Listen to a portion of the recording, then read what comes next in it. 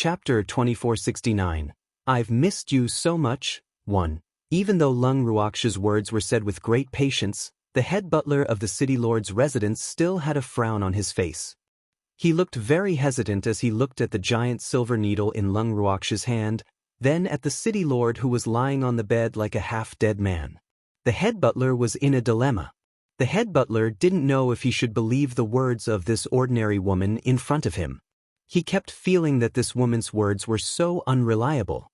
Would the city lord be able to withstand such thick silver needles? Just as the head butler was hesitating and could not make up his mind, Lung Ruoxue struck while the iron was hot. Head butler, look at your city lord's appearance. What are you afraid of? Even if I can't cure the city lord of Chuan City, the result will be worse than now. I suggest you give it a try. My silver needle technique is quite amazing. Really? The head butler looked at Lung Ruoxue with a doubtful expression and asked with uncertainty. I guarantee it's true. Lung Ruoxue vowed. Then let's try. The head butler was also at his wit's end. Hearing this, Lung Ruoxue nodded her head in satisfaction. She then continued, There's one more thing that I need your help with. What is it? The head butler asked curiously.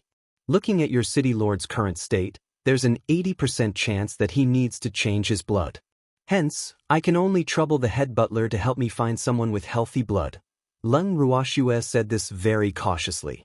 However, before she could finish her sentence, she was interrupted by the head butler. No problem, I'll go find them now. The head butler said impatiently. If the blood exchange could really cure the city lord, then what did it matter if 1 or 2 people were sacrificed? Head butler, not just anyone can do it. It has to be someone who is blood-related to City Lord Lu. Moreover, the closer the blood, the better. Lung Ruoxue smiled as she reminded him. Hearing this, the head butler was stunned. What did this woman mean? Blood-related? And the closer, the better? It wasn't what he understood, was it? If that was the case, then wouldn't only the city lord's daughter be able to change the city lord's blood? When the head butler thought of this possibility, he couldn't help but feel a headache. Ever since the city lord's mansion was destroyed by an unknown person and the city lord fell ill, the city lord's daughter had moved to the inn for safety. If the city lord's daughter were to change the city lord's blood, I'm afraid that the young miss might not be willing. It could be said that the chief butler had watched Lu Rong grow up, so he was quite clear about his young lad's selfish character. So, he didn't need to think to know that the young lady would definitely not agree to this matter, even if the other party was her father. Moreover, something like changing blood sounded mysterious. If something happened to the young lady while she was changing the city lord's blood, he would not be able to explain it to the city lord. One had to know that the city lord usually doted on the young miss very much. Thinking of this, the head butler was conflicted again. Lung Ruoxue could tell that he was hiding something from her, so she continued, Head butler, think carefully about which is more important, the life of your city lord or the blood of the city lord's daughter. Of course, the city lord's life was more important. Was there a need to think about this? As the saying goes, every emperor changes his courtiers. Without the city lord, they, as his subordinates, would naturally not have a good future. The city lord's daughter could forget about continuing to call the shots in Chuan City, even though this was obvious. However, when he thought about the need for Lu Rong's blood transfusion, he could not make up his mind. Thanks, it would be fine if the castellan recovered after the blood transfusion, but if he didn't, wouldn't Miss Lu Rong's sacrifice be in vain? I want to know, after the blood transfusion, will the person's life be in danger? After hesitating for a long time, the head butler could not help but ask. That's hard to say. Lung Ruoxue laughed evilly. Why did you say it when it's not convenient? Such uncertainties made the head butler frown again. If he could, he really wanted to strangle this woman in front of him. She was really too hateful, didn't he? Head butler, what are you hesitating for? I'm not using your blood. At this time, Uncle Long, who didn't want to see the head butler's indecisiveness, couldn't help but interrupt. When the head butler heard this, he almost fainted. It's easy for you to say that, but the person who's going to have her blood replaced is the city lord's daughter. Moreover, although the city lord had many women over the years, he only had Lu Rong as his only child. He usually doted on her to the point that he would grant all requests. If something happened to Miss Lu Rong because she was changing the city lord's blood, the city lord might be furious. For a moment, the head butler only thought that the city lord would be angry if Lu Rong was in trouble, but he didn't think that the city lord was lying in bed in a half-conscious state. Even if he wanted to be angry, could he be angry? And Lung Ruoxue had precisely calculated this, which was why she wanted to draw some blood for Lu Rong. She dared to provoke her. If she didn't let Lu Rong know why the flowers were so red, how useless would she be? From the very beginning, she had wanted to plot against Lu Rong, but she had never found the right opportunity. The blood transfusion was only an idea that came to her mind on a whim. In this way, not only did he save the city lord, but he also punished Lu Rong.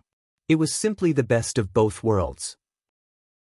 At the thought of this, Lung Ruoxue smiled faintly and put on an expression that said she would not make things difficult for the head butler. She then suggested, "Head butler, I know it's hard for you to make the decision. Why don't you ask your city lord for his opinion?" This, looking at the half-unconscious city lord on the bed, the head butler didn't know if the city lord would understand. At this moment, a guard suddenly came to report that someone from the main family had arrived. The head butler's face turned pale when he heard that. How did the main family find out about this so quickly? The city gate had clearly been sealed off. This matter should not have spread out. The sudden arrival of the main family made the unprepared head butler anxious like an ant on a hot pan, and he kept running in circles on the ground. Lung Ruoxue felt a little dizzy from his spinning. After sighing helplessly, she urged, "Head butler, your decision is final. You don't have time to waste. Don't say I didn't warn you, but if the Lu clan's main family sees your city lord in this state, it's hard to say if he can keep his position." The head butler knew that the other party's words were not without reason. After hesitating for a few seconds, a determined look suddenly flashed across his face. He then walked to the city lord's bed and whispered, "City lord, if I want to cure you, I need a direct relative to change your blood. If you agree, I'll send someone to find Miss Lu Rong." When he said this, the head butler's voice was very soft. The city lord, who was in a semi-conscious state, did not give any other reaction other than the slight twitching of his fingers. Lung Ruoxue saw this and quickly said, "Your city lord has already tacitly agreed. Quickly go and find your city lord's daughter." Silent consent? The head butler was speechless. The other party actually dared to say such words? The city lord clearly didn't have any reaction. However, this was not the time to argue with the woman in front of him. At the same time, he did not hesitate and directly ordered the guard who had just passed him the news to bring Miss Lu Rong, who was living in the inn. Chapter 2470. I've missed you so much, too. When the guard heard this, he couldn't help but widen his eyes and ask, "Head butler, what about the people from the main family? What's the arrangement?" Only then did the head butler remember that he had actually forgotten about the representatives sent by the main family. However, the city lord's current appearance could not be seen by the main family. Otherwise, he might not be able to keep his position. After some thought, the head butler whispered a few words to the guard, and the guard left with a troubled and conflicted expression. Not long after, Lu Rong, who did not know the truth, was brought in. When Lung Ruoxue saw Lu Rong, she fixed her gaze on her, and Lu Rong was instantly scared out of her wits.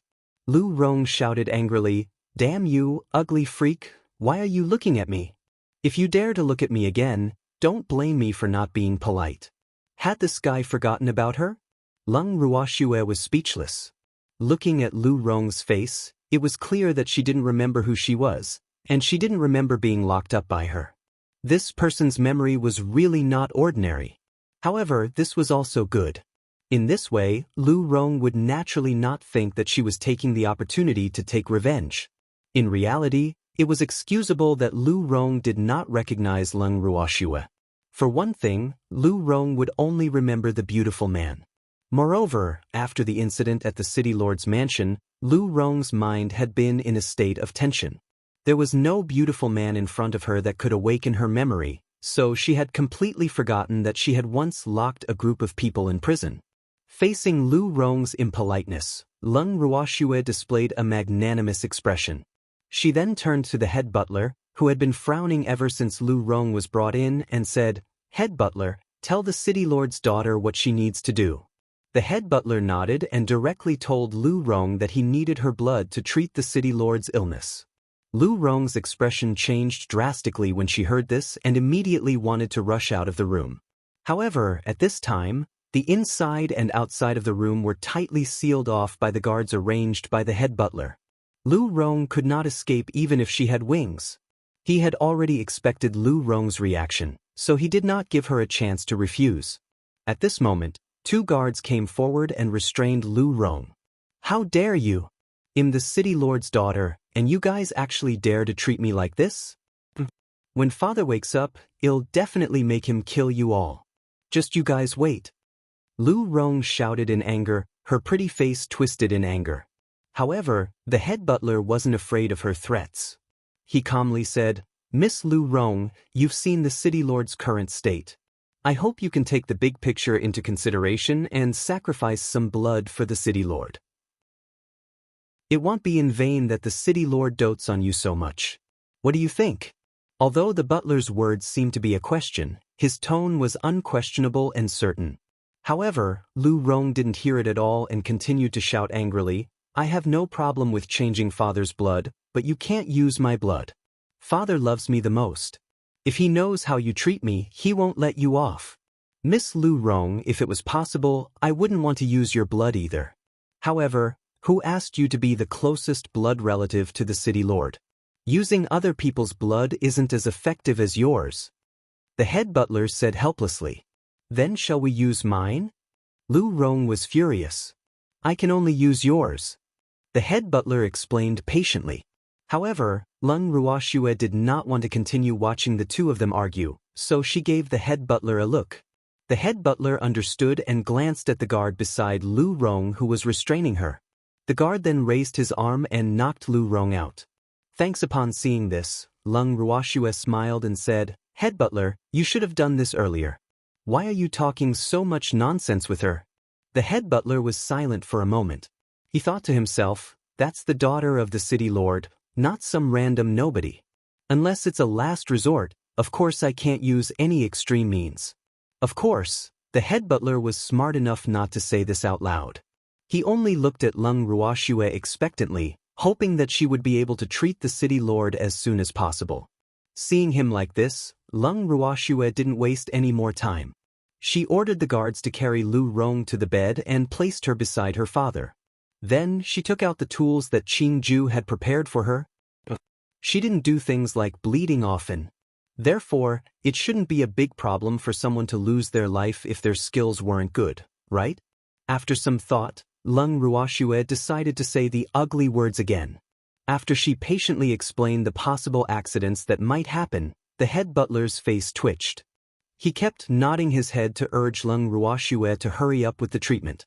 He even expressed that he was already mentally prepared. Tell her not to worry. In reality, if it wasn't for the fact that he was afraid of affecting Lung Ruoxue's treatment, he really wouldn't want to be so patient. However, he was well aware that now was definitely not the time to offend Lung Ruoxue. His city lord was still counting on her to make a last resort in a desperate situation. After Lung Ruoxue received the head butler's assurance, she immediately jubilantly inserted a silver needle the size of a pinky finger into the arm of the unconscious Lu Rong. When the head butler saw this, he quickly turned around and covered his face. It's really too terrifying, isn't it? The head butler's little heart couldn't help but tremble at the sight of such a thick silver needle. When he turned around, he was surprised to find that there was no blood coming out of Miss Lu Rong's hand, even though there was a thick silver needle in her hand. This fact surprised him. In an instant, the head butler turned into a curious baby as he stared at Lung Ruoxue's hands without blinking. Acupuncture. Inserting a tube. Not long after, the city lord's body was covered with spikes like a porcupine. Lu Rong's body was also pierced with 5 silver needles, each of which was connected to a transparent tube. The tube connected the city lord and Lu Rong's body, and bright red blood flowed from Lu Rong's body to the city lord's body through the tube. The head butler could not help but hold his breath when he saw this miraculous scene. He did not even dare to breathe loudly for fear of disturbing Lung Ruoxia's treatment of his city lord. In comparison, the demon and the rest were much calmer. While Lung Ruoxia was trying her best to treat the city lord of Chuan City, the extremely bored of them actually took out their poker cards and started playing Fight the Landlord. Of course, this Fight the Landlord was taught to them by Lung Ruoxia. Furthermore, they had only learned it in the past 2 days. The few of them had not completely lost their passion for playing cards. Now that they had free time, they were naturally not willing to let it go. When the head butler unintentionally turned around and saw this scene, his face immediately darkened. What were these people doing? Don't you know that it's time to treat the city lord's illness? The head butler was very angry. These people were really too uncouth. However, evildoer and the rest did not care about the butler's feelings. They sincerely felt that they had already given him face by not making any noise during the Fight the Landlord. It was because of this that they were very calm when faced with the butler's sharp eyes. Chapter 2471. I've missed you so much. 3. His calmness deeply provoked the head butler. At this moment, Lung Ruoxia glanced at the head butler, then suppressed her laughter and said, "Head butler, your city lord's illness is much better. I estimate that he should be able to fully recover in 2 or 3 days." Really? Upon hearing this, the head butler could not be bothered to be angry with the evildoer and the others. He quickly turned his gaze to the city lord and saw that the festering part of the city lord's body had already shown signs of healing. However, there was still a stinky pus flowing out from the holes where the silver needles were inserted. The bed sheet was already dirty from the mixture of pus and black-red blood. However, the head butler did not care whether the bed sheet was clean or not. All his thoughts were on the city lord. Only when the city lord's illness was cured would they, the people who depended on the city lord, have a good life. Thinking of this, he turned to look at Lu Rong, only to see that her face was as pale as snow. The chief butler couldn't help but worry. Will Miss Lu Rong be all right? Can you hold on until the city lord recovers? Hearing this, Lung Ruoxia started to pity Lu Rong. From the look on the head butler's face, she knew that he wasn't concerned about Lu Rong's life at all. He was mainly worried that Lu Rong wouldn't be able to hold on until the city lord of Chuan City recovered from his illness, delaying the city lord's recovery. Poor Lu Rong, who no one loved. Miss Lu is very healthy, she'll be fine. Lung Ruoxia said with a smile after sympathizing with Lu Rong for a while. That's good. When the head butler heard Lung Ruoxia's words, he was relieved. Head butler, City Lord Lu is fine now. We should take our leave. Lung Ruoxia continued. With that, she was prepared to leave with the evildoer and the rest. However, the head butler was not willing to let them go just like that. After all, in his heart, the city lord's illness had not fully recovered. The head butler thought for a moment and immediately said, "Everyone, don't be in a hurry to leave. You've saved the city lord, so our city lord mansion will definitely reward you handsomely. Take them to rest." When Lung Ruoxia saw the situation, she knew that she could forget about leaving today. She followed the guard summoned by the head butler calmly and left the city lord's room. The guard brought Lung Ruoxia and the others to the guest house that was only half repaired and told them that they would be staying here temporarily. Then, as if there were evil ghosts chasing after them, he immediately turned and left. We're City Lord Liu's saviors. They're letting us stay here? Uncle Long said in dissatisfaction as he looked at the broken guest house. Giving us a room to live in is already a high standard of treatment. Lung Ruoxia couldn't help but tease him as her beautiful eyes sized up the simple and crude guest courtyard. This guest courtyard was very small. The few of them standing in the courtyard took up almost half of the space in the guest courtyard. Moreover, to put it nicely, the guest courtyard was half repaired, but in fact, there were only 2 rooms that were barely enough for people to live in. He didn't even prepare a bed for them? This was the rhythm of making them set up tents. Just as Lung Ruoxia was at a loss for words and Uncle Long and the others were feeling indignant, a familiar voice suddenly rang in everyone's ears. "I've finally found you." Wu, Lung Ruoxia and the rest turned their heads at the same time and happened to see the owner of the voice, Ching Mu, who had been kicked away by Tsung. At this moment, she looked as if she had found her team. Her eyes were filled with tears and she was looking at them with endless resentment. The next moment, Cheng Mu pounced towards Lung Ruoxue and the rest like a bird returning to its nest. "I've missed you so much," Cheng Mu shouted.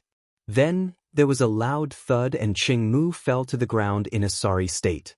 Originally, Cheng Mu had planned to pounce on Lung Ruoxue. However, when he saw the evil man's sinister gaze from the corner of his eye, he immediately changed his direction and pounced on the seemingly kind Uncle Long, who knew that Uncle Long would dodge, causing Cheng Mu to pounce on empty air.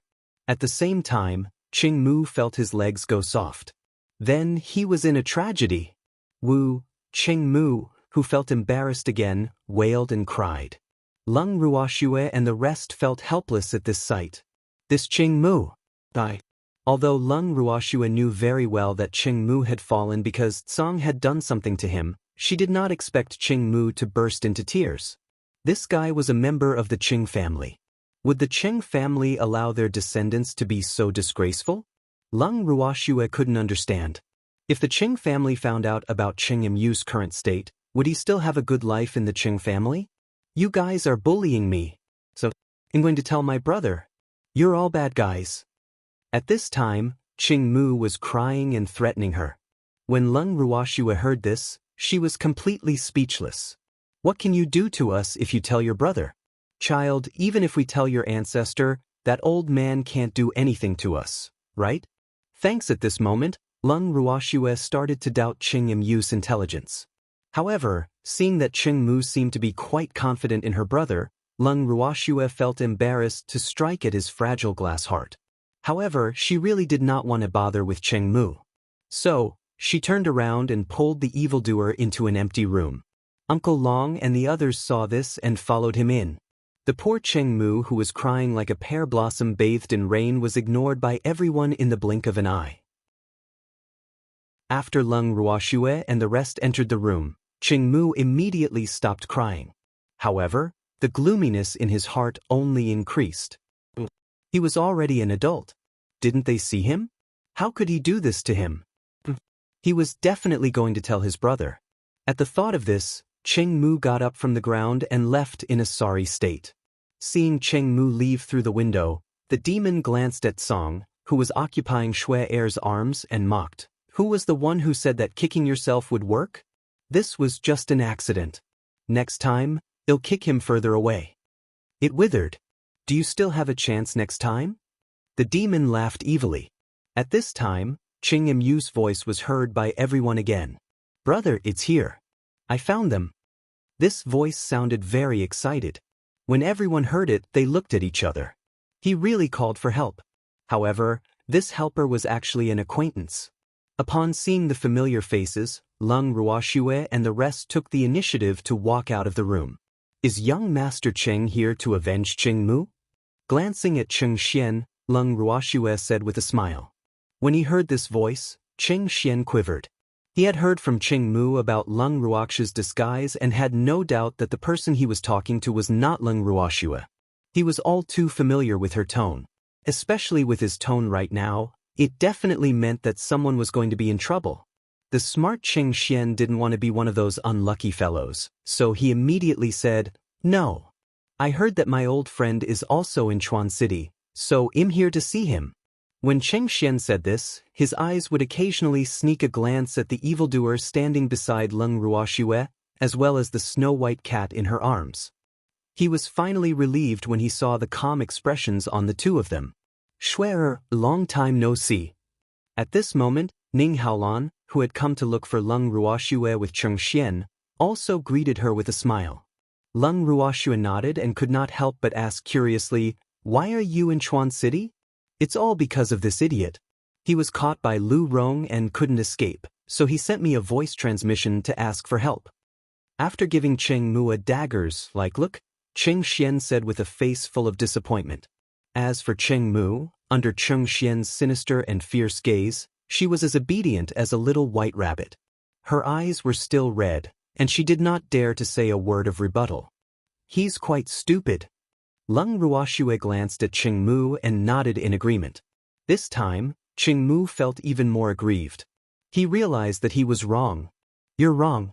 Look at his brother's lackey appearance. Not to mention avenging him, it would be good enough if he didn't hand him over to the enemy to be slaughtered. So, why was he so miserable? As expected, just as Cheng Mu thought of this, he heard Xing Xian looking at Leng Ruoxue with a fawning expression. Swear, this brat is idle all day and only knows how to stir up trouble. If he has offended you in any way, you must not be polite. No need to be soft-hearted. Brother, you're my brother. Hearing these words of betraying others, Cheng Mu wanted to cry to death. This was really bullying. How could he do this? Cheng Mu couldn't help but look up at the sky and sigh. His heart was infinitely depressed. However, when Leng Ruoxue heard this, she only nodded her head lightly, indicating that she would not stand on ceremony. After that, they started to chat. Leng Ruoxue also found out from Xing Xian why they had come to the city lord's residence. It turned out that the main Lu family had sent people to Chuan City not because they knew that something had happened at the city lord's estate, but because Xing Xian and Ning Haolan had come to the Lu family together after Qing Yu's arrest.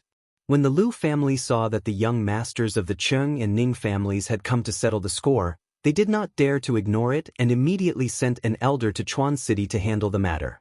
Before they arrived in Chuan City, Xing Xian and the others inadvertently met Cheng Mu, who had been kicked away by Tsang. After hearing Cheng Mu personally say that she had been caught and sent to prison, the Lu family elder immediately said that he would give Cheng Mu an explanation. Of course, Cheng Mu was not stupid enough to tell the elder of the Lu family about her escape from the prison. She only said that she had tried her best to escape from the prison. Later, when they arrived at Chuan City, they found out that the city was under strict security. That was when the Lu family elders found out that something had happened to the city lord's mansion. After learning about this, the Lu clan's elder temporarily split up with Cheng Xian and the others. Cheng Mu wanted to look for Leng Ruoxue and the others, so she found an excuse to stay in the inn where Leng Ruoxue and the others were staying. Naturally, she also found out from the inn's manager that Leng Ruoxue and the others had come to the city lord's mansion to save the city lord.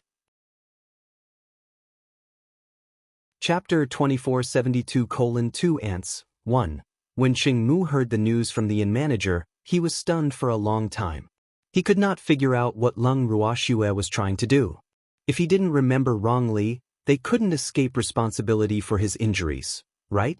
He actually went to the city lord's mansion to treat someone's illness. Wasn't this sending sheep into the tiger's mouth? At that time, in his eyes, Leng Ruoxue was just a sheep. As a friend of Leng Ruoxue's, he naturally could not watch Leng Ruoxue and the others be in danger. Hence, when he found out about this matter, he strongly requested his brother to bring him to the city lord's residence to look for her. That was why the scene above had happened. In the city lord's mansion, Cheng Mu did not have to search for long before she found Leng Ruoxue and the rest. It was really easy to find as there were many places in the city lord's mansion that were not hidden. However, never in his dreams did he expect that he would be ignored like that. This fact made him quite depressed. The brother that Empress called to support her was actually a traitor. This was definitely a heavy blow to Cheng Mu. Unfortunately, at this moment, Leng Ruoxue and the others were only focused on reminiscing about the past. No one paid attention to Cheng Yu's gloominess. By the time they realized it, Cheng Mu was already wishing she could hide in a corner and draw circles. You're all bad people. They're all bad people. They saw Cheng Mu crouching among the ruins and mumbling non-stop. When Leng Ruoxue and the rest heard this, they did not know whether to laugh or cry. Who are you talking about? Leng Ruoxue chuckled as she asked. Who else could it be? Of course, it's that hateful woman. When he heard someone talking to him, Cheng Mu did not even raise his head and answered reflexively. When he realized that something was wrong and raised his head, he saw Leng Ruoxue looking at him with a faint smile. Instantly, he was so frightened that he quivered. That evil woman? Leng Ruoxue asked shamelessly with a smile. No, how could it be you? It was Lu Rong. Right? It's that evil woman, Lu Rong. Cheng Muxio's heart was trembling, and she was so scared that she quickly said, Are you going to see Lu Rong? Leng Ruoxue suddenly asked when she heard him mention Lu Rong. Why are you looking at her? Cheng Mu blinked her eyes in confusion.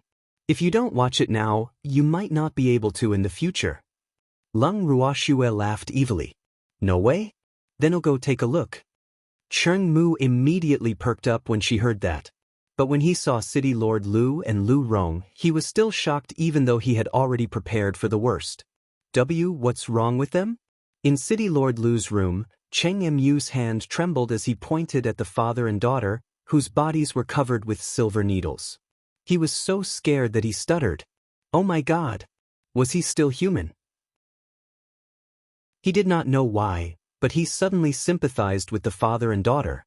Looking at their situation, Cheng Mu really felt that compared to them, he seemed to be considered lucky. When he thought of this, he turned his head carefully to look at Lung Ruoxue, and he became much more well-behaved. These people were not to be offended. He had to be careful in the future. Cheng Mu went to Lung Ruoxue's side and asked with a smile, "Shuer, can we go back now?" He didn't want to stay here any longer. This place was too terrifying. Go back? The head butler didn't allow us to go back, saying that they would only let us go when their city lord is well. More importantly, the city lord's mansion hasn't paid me for my treatment yet. That's why we can't leave now. Lung Ruoxue said calmly. Although her voice was neither too loud nor too soft, the head butler, who was being scolded not far away, could still hear her clearly. Instantly, the head butler could not help but burst into tears. If he had known that these people were old friends with the young masters of the Cheng and Ning families, he would not have dared to force these people to stay in the city lord's mansion even if he was beaten to death. Now, not only had he been exposed, but the main family had also charged him with the crime of not reporting the information. Thanks, the unlucky chief butler, who thought that he could hide the matter flawlessly, now knew that his life in the family would not be easy in the future. In addition, there was the city lord. Even if he was cured, he was afraid that he would not be able to keep his position. As for the young lady, he did not know what would happen to her. However, just based on the fact that the young lady had dared to put the Chung family in prison, the Lu family would not let her off easily in order to give the Chung family an explanation. After thinking clearly about their crimes, the head butler could only plead guilty and try his best to admit his mistakes, hoping that the elders sent by the main family would spare him on account of his good attitude in confessing. Unfortunately, no matter how well he admitted to his crime and how clearly he confessed, the elders sent by the Lu clan did not intend to let him off easily. He could only blame it on his bad luck. After that, the elder of the Lu family apologized to Lung Ruoxue and made it clear that he would pay Lung Ruoxue back as soon as possible. Lung Ruoxue saw that this Lu clan's elder was rather sincere, so she did not make things difficult for him. She only told him to send the reward to the inn, then she left the city lord's residence with the demon and the rest. After hearing some of Lung Ruoxue's glorious deeds from her brother, Cheng Mu thought that he could see Lung Ruoxue show off her might and ruthlessly beat up the Lu family. Unfortunately, his wish did not come true, and he could not help but feel disappointed. When they returned to the inn, Cheng Mu immediately followed Lung Ruoxue and the rest into the room. She asked shamelessly, "Shui, you're just going to let the Lu family off like this? What else?" Lung Ruoxue looked at Cheng Mu in amusement. She thought to herself, did this guy think that I'm a violent person and want to start a massacre over a small matter? You should teach the Lu family a good lesson. Cheng Mu said matter-of-factly. Didn't I already teach him a lesson? Lung Ruoxue smiled as she reminded. That counts as one. Cheng Mu was a little speechless. Do you want me to destroy the Lu family? If that's the case, then everyone in the divine realm will treat me as a great devil. Lung Ruoxue said helplessly. Little brat, Shuer knows what she's doing. Don't add to the trouble. At this moment, Cheng Xian, who could not stand it anymore, slapped Cheng Mu's head and scolded angrily. Brother, you actually hit me? Cheng Mu, who had been beaten up, looked at Cheng Xian with an aggrieved expression. Seeing this, Lung Ruoxue couldn't help but ask out of curiosity, are you guys really brothers? Why was there such a huge difference in their personalities? He's my uncle's son. When Cheng Xian heard Lung Ruoxue's question, he explained. When Lung Ruoxue heard this, she nodded her head to show that she understood. Shuer, when do you plan to leave Chuan City? Ning Haolan suddenly asked. It could happen at any time. Leng Ruoxue replied honestly. With these two young masters around, the Lu clan would not dare to stop them from leaving the city. Then I'll go with you. Ning Haolan said after some thought. I want to go with you. Cheng Xian quickly said, not to be outdone. Aren't you going to return to the Cheng family? Leng Ruoxue was speechless. The young master of the Cheng family was always loitering outside. If the old man from the Cheng family knew about this, he would definitely have a bad opinion of her. Chapter 2473:2 Ants. 2. Who knew that Cheng Xian didn't take the Cheng family seriously at all? He said indifferently, why should I go back? Do you want to see someone clamoring to replace me as the young master? What? The moment Leng Ruoxue heard this, the fire of gossip was ignited once more. The others also looked at Cheng Xian with curious expressions, hoping that he would answer their questions. Cheng Xian looked at everyone's expression and helplessly said, Can you guys not be so nosy? You're the one who gave us the chance to gossip. So, you have to tell us the truth. Leng Ruoxue laughed evilly. That's right. That's right. Uncle Long and the others also joined in the fun. All right, to explain, the Cheng family isn't very peaceful at the moment. Someone is planning to replace me as the young master, but I don't know when their plan will be completed. I don't have the patience to play with them, so I ran away from home. Cheng Xian said honestly. Although he was often caught by the old ancestor, now that he had run away from home and was almost a regular meal, the old ancestor was probably used to it. At least this time, he wasn't immediately summoned back as soon as he came out. Under such circumstances, shouldn't you be more at home and perform well? Leng Ruoxue reminded. Who wants to perform well? I don't really care about the position of the Cheng family's young master. Cheng Xian said nonchalantly. Ever since he got to know Leng Ruoxue and the rest, he suddenly realized that he was even more unwilling to be bound by that huge family. One must know that he yearned for a free life. You must be giving the head of the Cheng family a headache? Leng Ruoxue said.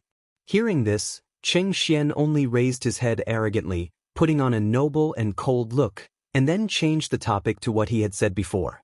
Shuer, when you leave, you must take me with you. Cheng Xian was like a puppy that was afraid of being abandoned as he pleaded. All right then. Leng Ruoxue had no choice but to agree. However, she thought to herself, if I bring you along, the Cheng clan's head will definitely come to my place to arrest you. Hence, she really could not guarantee how long Cheng Xian would stay with them. However, if she wanted to bring Cheng Xian along, she might have to bring this idiot, Cheng Mu. At the thought of this, Leng Ruoxue's gaze could not help but turn to Cheng Mu. When Cheng Mu saw this, he immediately went up to Leng Ruoxue and said in a fawning manner, Shuer, you've brought my brother along. Of course, you can't leave me behind, right?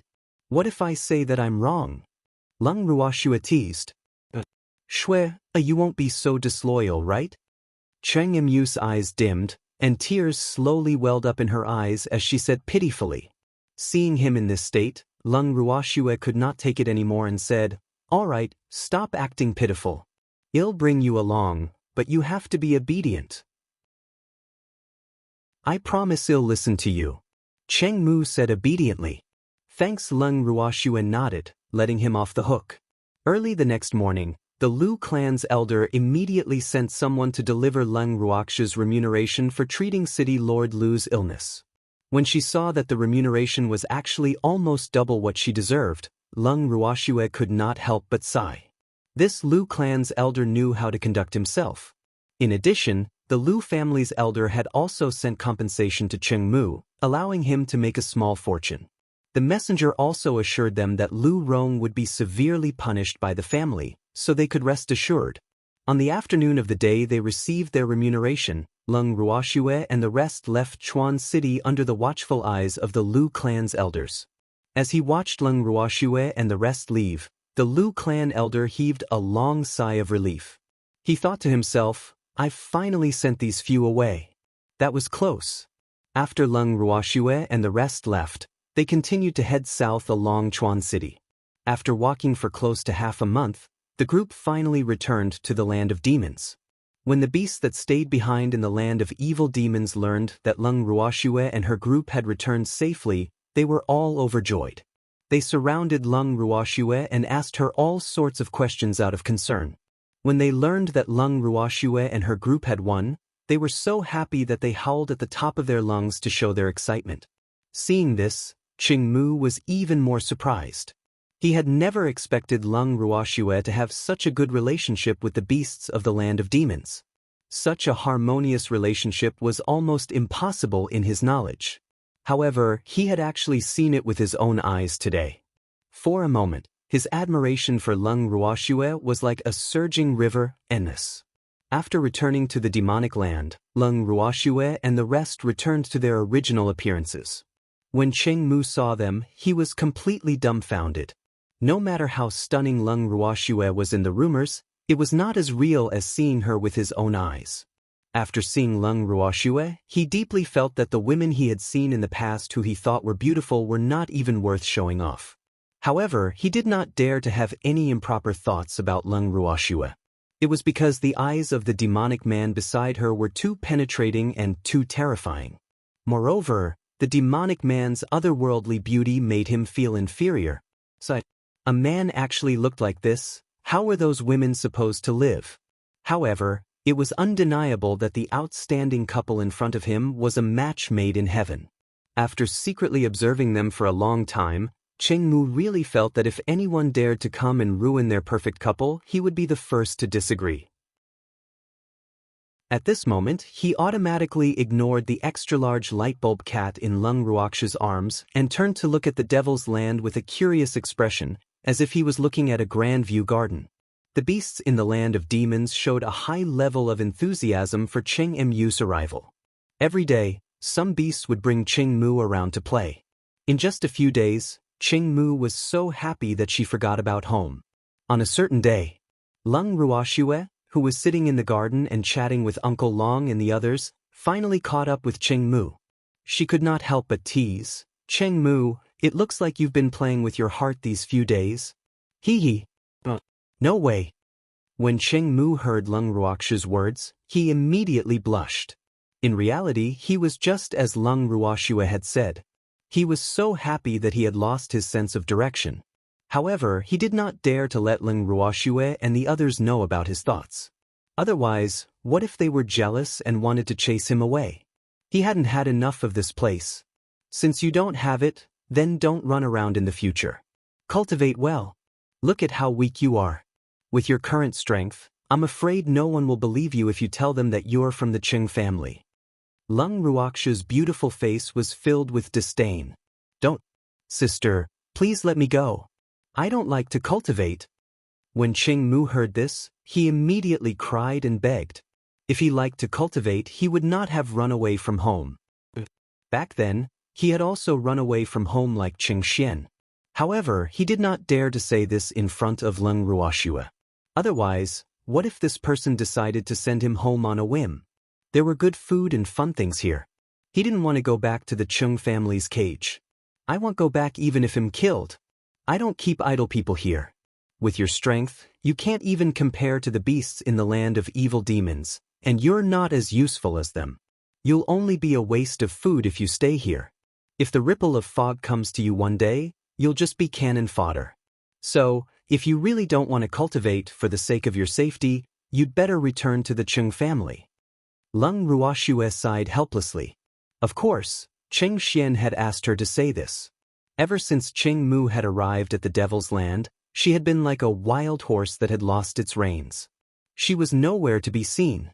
How could Qing Xian not be anxious?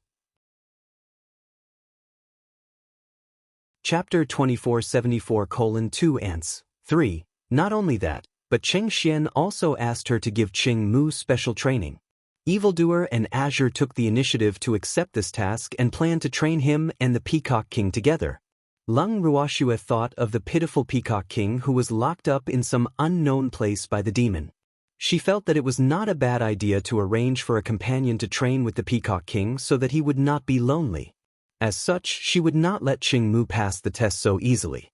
When Qing Mu heard that Lung Ruoxue wanted to chase him away, He immediately looked at her pitifully, his eyes glistening with tears. However, Lung Ruoxue was unmoved. She only told him again and again, if he doesn't want to cultivate, send him back to the Cheng family. In the end, Cheng Mu had no choice but to compromise. As soon as Cheng Mu agreed, the demon immediately moved Cheng Mu into a small dark room. That room was the one he had locked up the Peacock King in.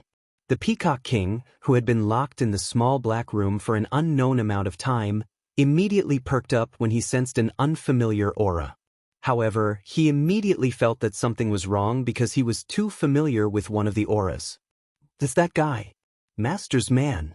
After the Peacock King recognized this fact, he cowered and hid in a dark corner, trying to lower his presence. Seeing this, the demon snorted coldly, "What are you hiding for? Get out here." Upon hearing this, Cheng Mu, who was in darkness, suddenly realized that there was someone else here. Looking through a faint light, Cheng Mu found that there seemed to be a figure moving in the shadows. She opened her eyes wide curiously to look at the trembling figure, and her face was full of question marks. Who was this person? It looked like he was very afraid of this evildoer. Suddenly, Cheng Mu seemed to have found a soulmate, who asked him to be quite afraid of evildoers. However, that person seemed to be even more useless than him. After being shouted at by the demon, that person slowly moved his feet and seemed to be very reluctant to reveal his head. "Why you're here?" "What?" The question marks on Cheng Mu's face increased. What kind of greeting was this? "Get out here. It's been so long, why haven't you grown any courage?" The demon said with a look of disdain. The Peacock King was so depressed that he was about to cry. It wasn't that he didn't have the courage, okay? However, he was too afraid of this man. You? Hurry up and come out, I'll introduce you to a new friend." The demon couldn't stand the Peacock King's submissive look and roared again. Peacock King trembled in fear. However, this time he moved faster and immediately jumped out of the shadows. "This is Cheng Mu, your future partner. He will be trained with you," the demon said to the Peacock King. "Oh, hello, I'm the Peacock King." The Peacock King nodded at Cheng Mu in a friendly manner. The Peacock King? Cheng Mu was shocked. He thought that his training partner was human. He didn't expect it to be the Peacock King, or was he just a human named Peacock King? Seeing that Cheng Mu was looking at him curiously, the Peacock King smiled and added, "I am the king of the peacock race." It was really as he thought. Cheng Mu was overjoyed. Although it was dark here and she couldn't see the Peacock King's appearance clearly, she had heard that the Peacock clan was full of handsome men and beautiful women. The Peacock King in front of her must be quite good-looking. More importantly, he felt that if he could get along well with the king of the peacock race, the Peacock King would be happy and let his own clansmen recognize him as their master or something. That would be quite good. Cheng Mu was daydreaming happily. His gaze towards the Peacock King became even more fervent. However, his passionate eyes made the Peacock King's heart tremble. He was too familiar with this human's eyes. It was clearly the gaze that the Phoenix King would have when he had designs on him. "Master, save me. Someone has bad ideas about you, little peacock." The Peacock King, who originally wanted to live in peace with Cheng Mu, was frightened by Cheng Mu's fiery eyes. He could not help but be wary of him. He even thought that the human in front of him was a bad guy who was deliberately arranged by his master's man to destroy his relationship with his master. With this thought, he naturally did not have a good expression on Cheng Mu. However, the overly excited Cheng Mu did not feel the Peacock King's sudden coldness. Instead, he was still immersed in his excitement. Thanks looking at the two people's completely different reactions, the demon's eyes flashed and he laughed evilly. "You guys stay here and get to know each other. Your special training will officially begin in 3 days." After saying that, the demon's figure flashed and he left immediately. As soon as the demon left, Cheng Mu immediately went to the Peacock King's side to please him. He looked at the Peacock King with a burning gaze and laughed. "Peacock King, we'll be partners from now on. Please take care of me. Go away. Get away from me."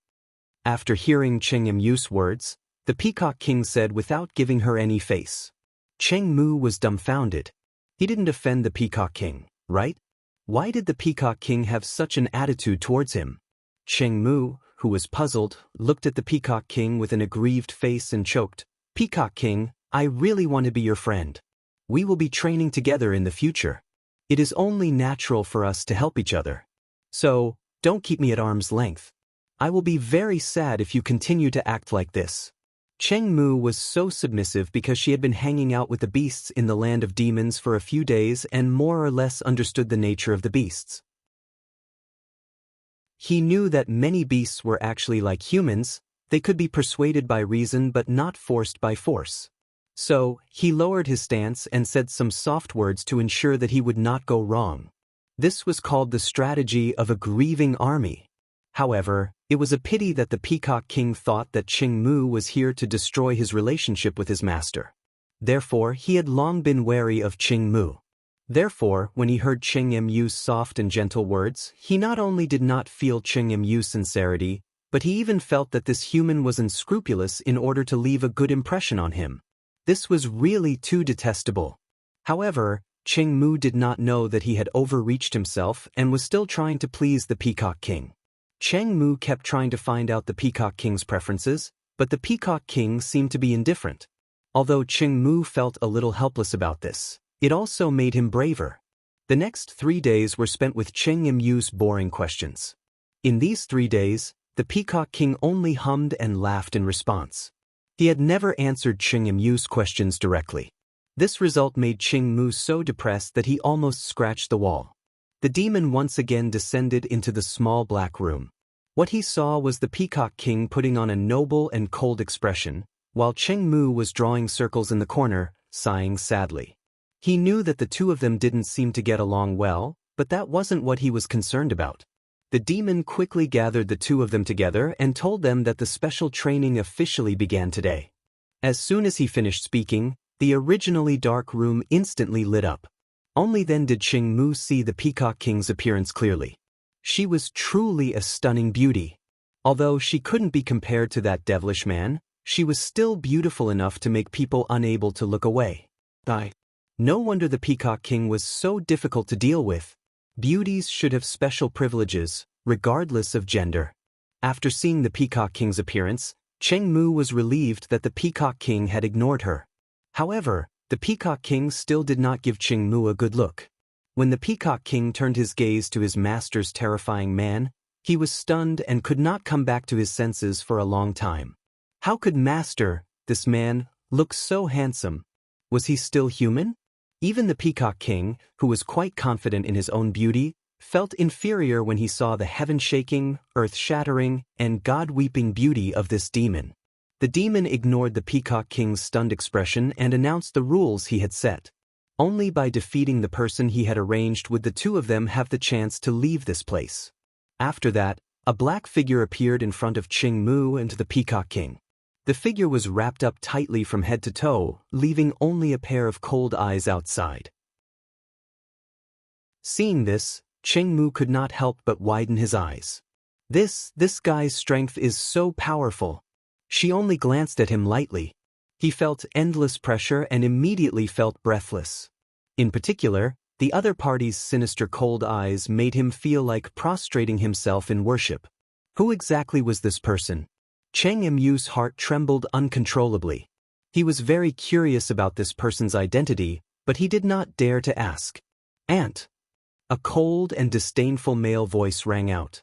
Then, the owner of the voice looked at the demon with a respectful expression and said, "Master, please give these 2 ants to me. I'll let them know what the hell-like training is." "Good. As long as you don't die, you can do anything." The demon irresponsibly left such a sentence and disappeared without a trace. An ant? Was she talking about him? Cheng Mu's face was full of disbelief. There were only these 2 words in his heart. He ignored everything that the evildoer had said before he left because these 2 words were too much of a blow to him. Their Chen clan was a powerful clan with a reputation and status in the divine realm. However, how could he be considered an ant in this person's eyes? This made the proud Cheng Mu unable to accept such an insult no matter what. Chapter 2475. The Evildoer's Abduction, 1. Cheng Mu was very angry, and the consequences were very serious. The serious consequence of this was that Cheng Mu impulsively attacked the man who was tightly wrapped and only left a pair of cold eyes outside. Looking at the weak Cheng Mu, who was like a sharp sword, rapidly flying away to avoid the attack, the Peacock King could not help but curl his lips in disdain. He secretly thought in his heart, he really overestimates his own ability. That scary man's subordinate even dared to provoke him. He, who was tactful, could already foresee Cheng Mu's tragic situation. However, he was happy to watch the show. After all, with Cheng Mu, this silly guy, as the first bird to stand out, he believed that his life would be better. Sure enough, when Cheng Mu rushed out and the divine power in his hand was ready to be released, the mysterious man caught a glimpse of Cheng Mu's movements. He did not even dodge. A contemptuous smile appeared in his eyes. Then, he gently lifted a leg and kicked in Cheng Mu's direction. With a bang, the two forces collided. After that, the mysterious man in black elegantly retracted his leg. Cheng Mu was like a falling meteor. Before she could shoot out her divine power, she was kicked and flew to the wall behind him. Cheng Mu was in the shape of a Chinese character. After being kicked to the wall, she quickly slid down from the smooth wall. Her entire person fainted from the violent collision. "Wake him up," the mysterious black-robed man ordered coldly. The Peacock King, whose face had already turned pale from fear, nodded his head rapidly. He could tell that this man was not someone he could offend.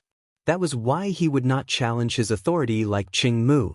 When the Peacock King received the order, he first walked to Cheng Mu's side and gave him 2 hard kicks to avenge his coveting. Then he softened his strength and continued to kick him. After a while, Cheng Mu finally woke up from the Peacock King's torture. Cheng Mu, who had just woken up, was still a little confused. However, in a flash, he remembered everything that had happened and immediately glared at the mysterious man in black. However, under the man's cold, knife-like gaze, Cheng Mu's little heart trembled and she became listless. Where did this pervert come from? He had defeated him with 1 kick. Cheng Mu was very worried, but he did not dare to challenge other people's authority easily. At this time, he suddenly realized that there were a few more footprints on his body. Then, he saw that 1 foot was only a few centimeters away from his clothes. He looked up angrily at the owner of his feet, the Peacock King. He thought to himself, I can't afford to offend that perverted man in black, but I can't afford to offend a peacock.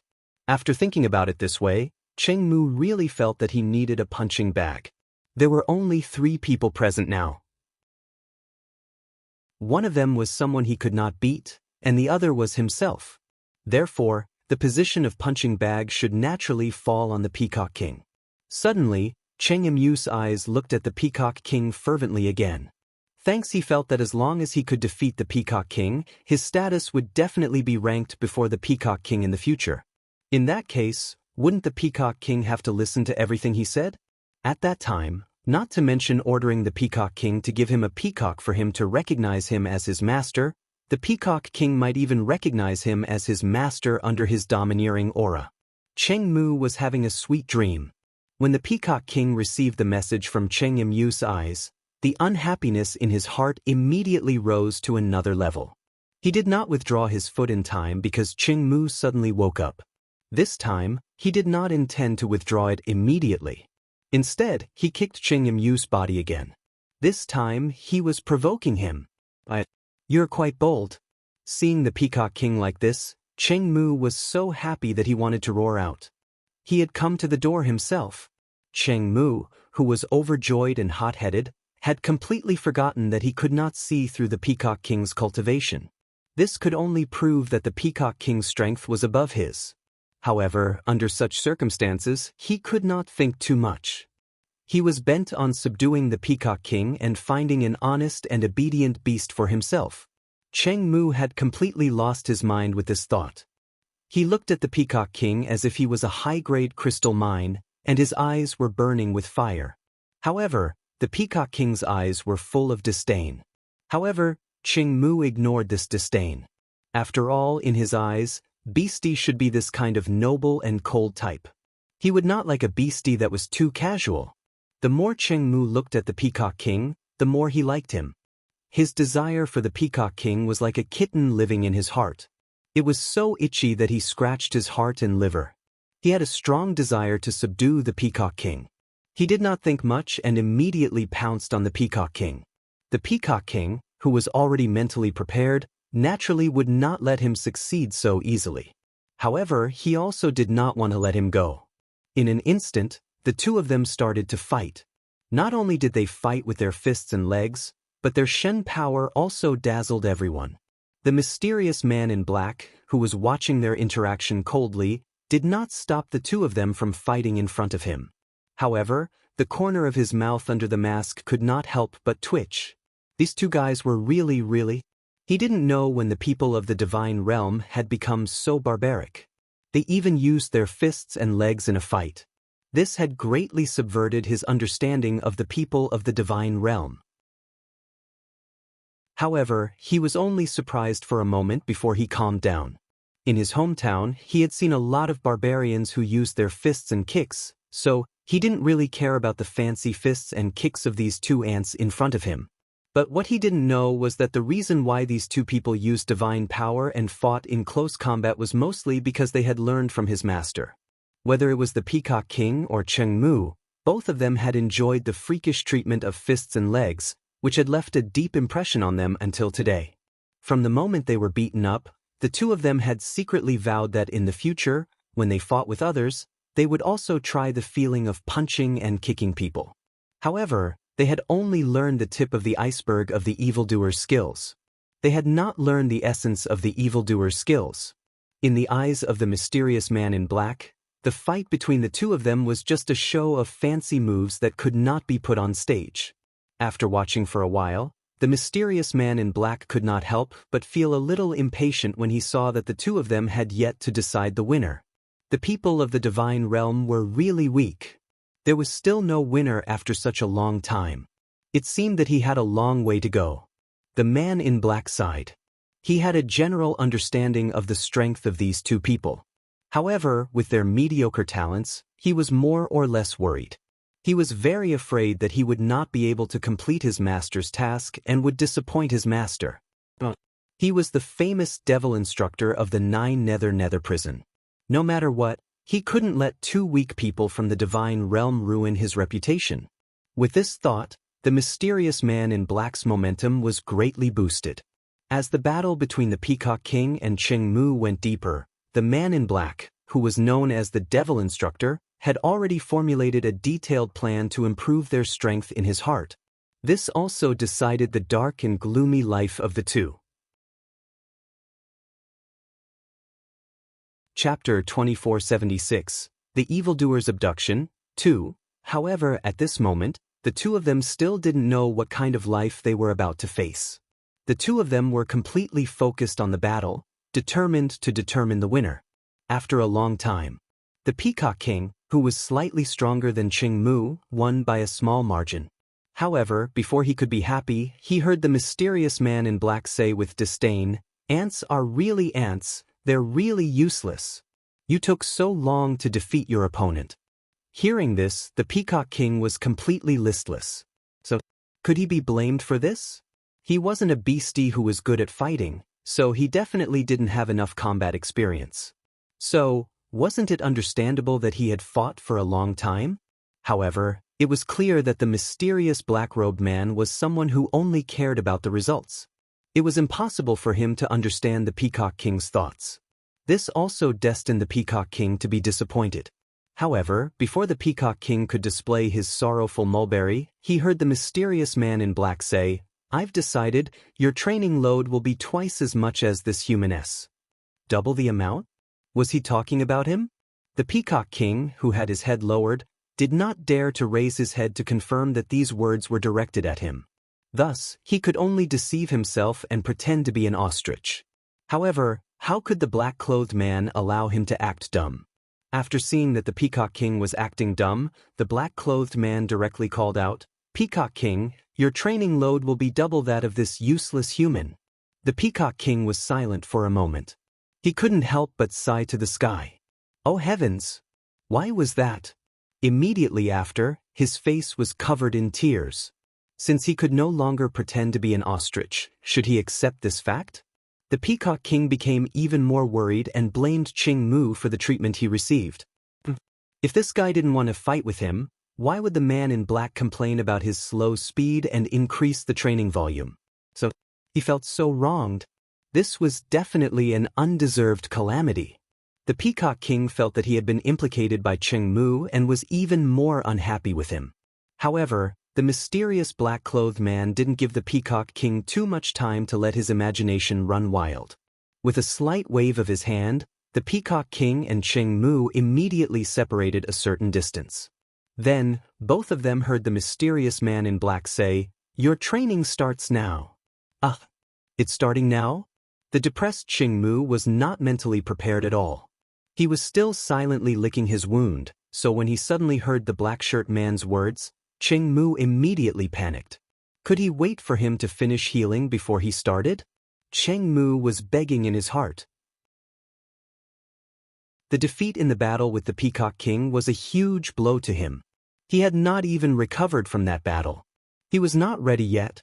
It was a pity that the man in black would not give him the chance to prepare. Ching Mu did not dare to say what he was thinking, mainly because he did not have the chance to. As soon as the man in black finished speaking, 2 more men in black appeared in front of him. Like the previous man in black, the 2 men who appeared only revealed a pair of cold eyes and attacked Ching Mu without a word. The Peacock King was facing the same situation. The room was in chaos.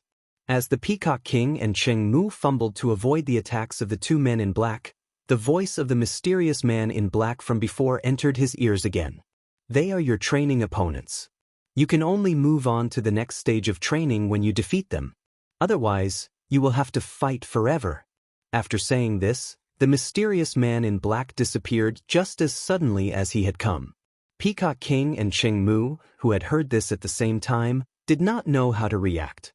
At this moment, they could not think too much. Although the 2 black-robed men in front of them were on par with them in strength, they were fighting 2 against 1. Therefore, the 2 of them could only hide in confusion. They could not even touch the corner of their opponent's clothes. This fact made the 2 of them extremely depressed. Thanks as the battle went on, Peacock King and Ching Mu suddenly realized that the original room had been separated. There was a transparent wall between the 2 of them. With this wall, although the 2 of them could see each other's battle, they could not touch each other. As such, even if the 2 of them wanted to give up on their previous enmity, they wouldn't even have the chance to fight hand to hand. The 2 of them had no choice but to accept their fate. The endless battle officially took place in the mysterious room. At this moment, Lung Ruoxue, who was being intimate with the evildoer in the garden, saw a sly smile on the evildoer's lips. She could not help but raise her brows and asked curiously, "What's wrong, demon?" "Hee. It's just that the training I gave Peacock King and Ching Mu has already started." The demon said calmly, "Oh, their strength isn't high, so don't play with them to death." Lung Ruoxue could not help but remind him. "Don't worry, I know what I'm doing," the demon laughed.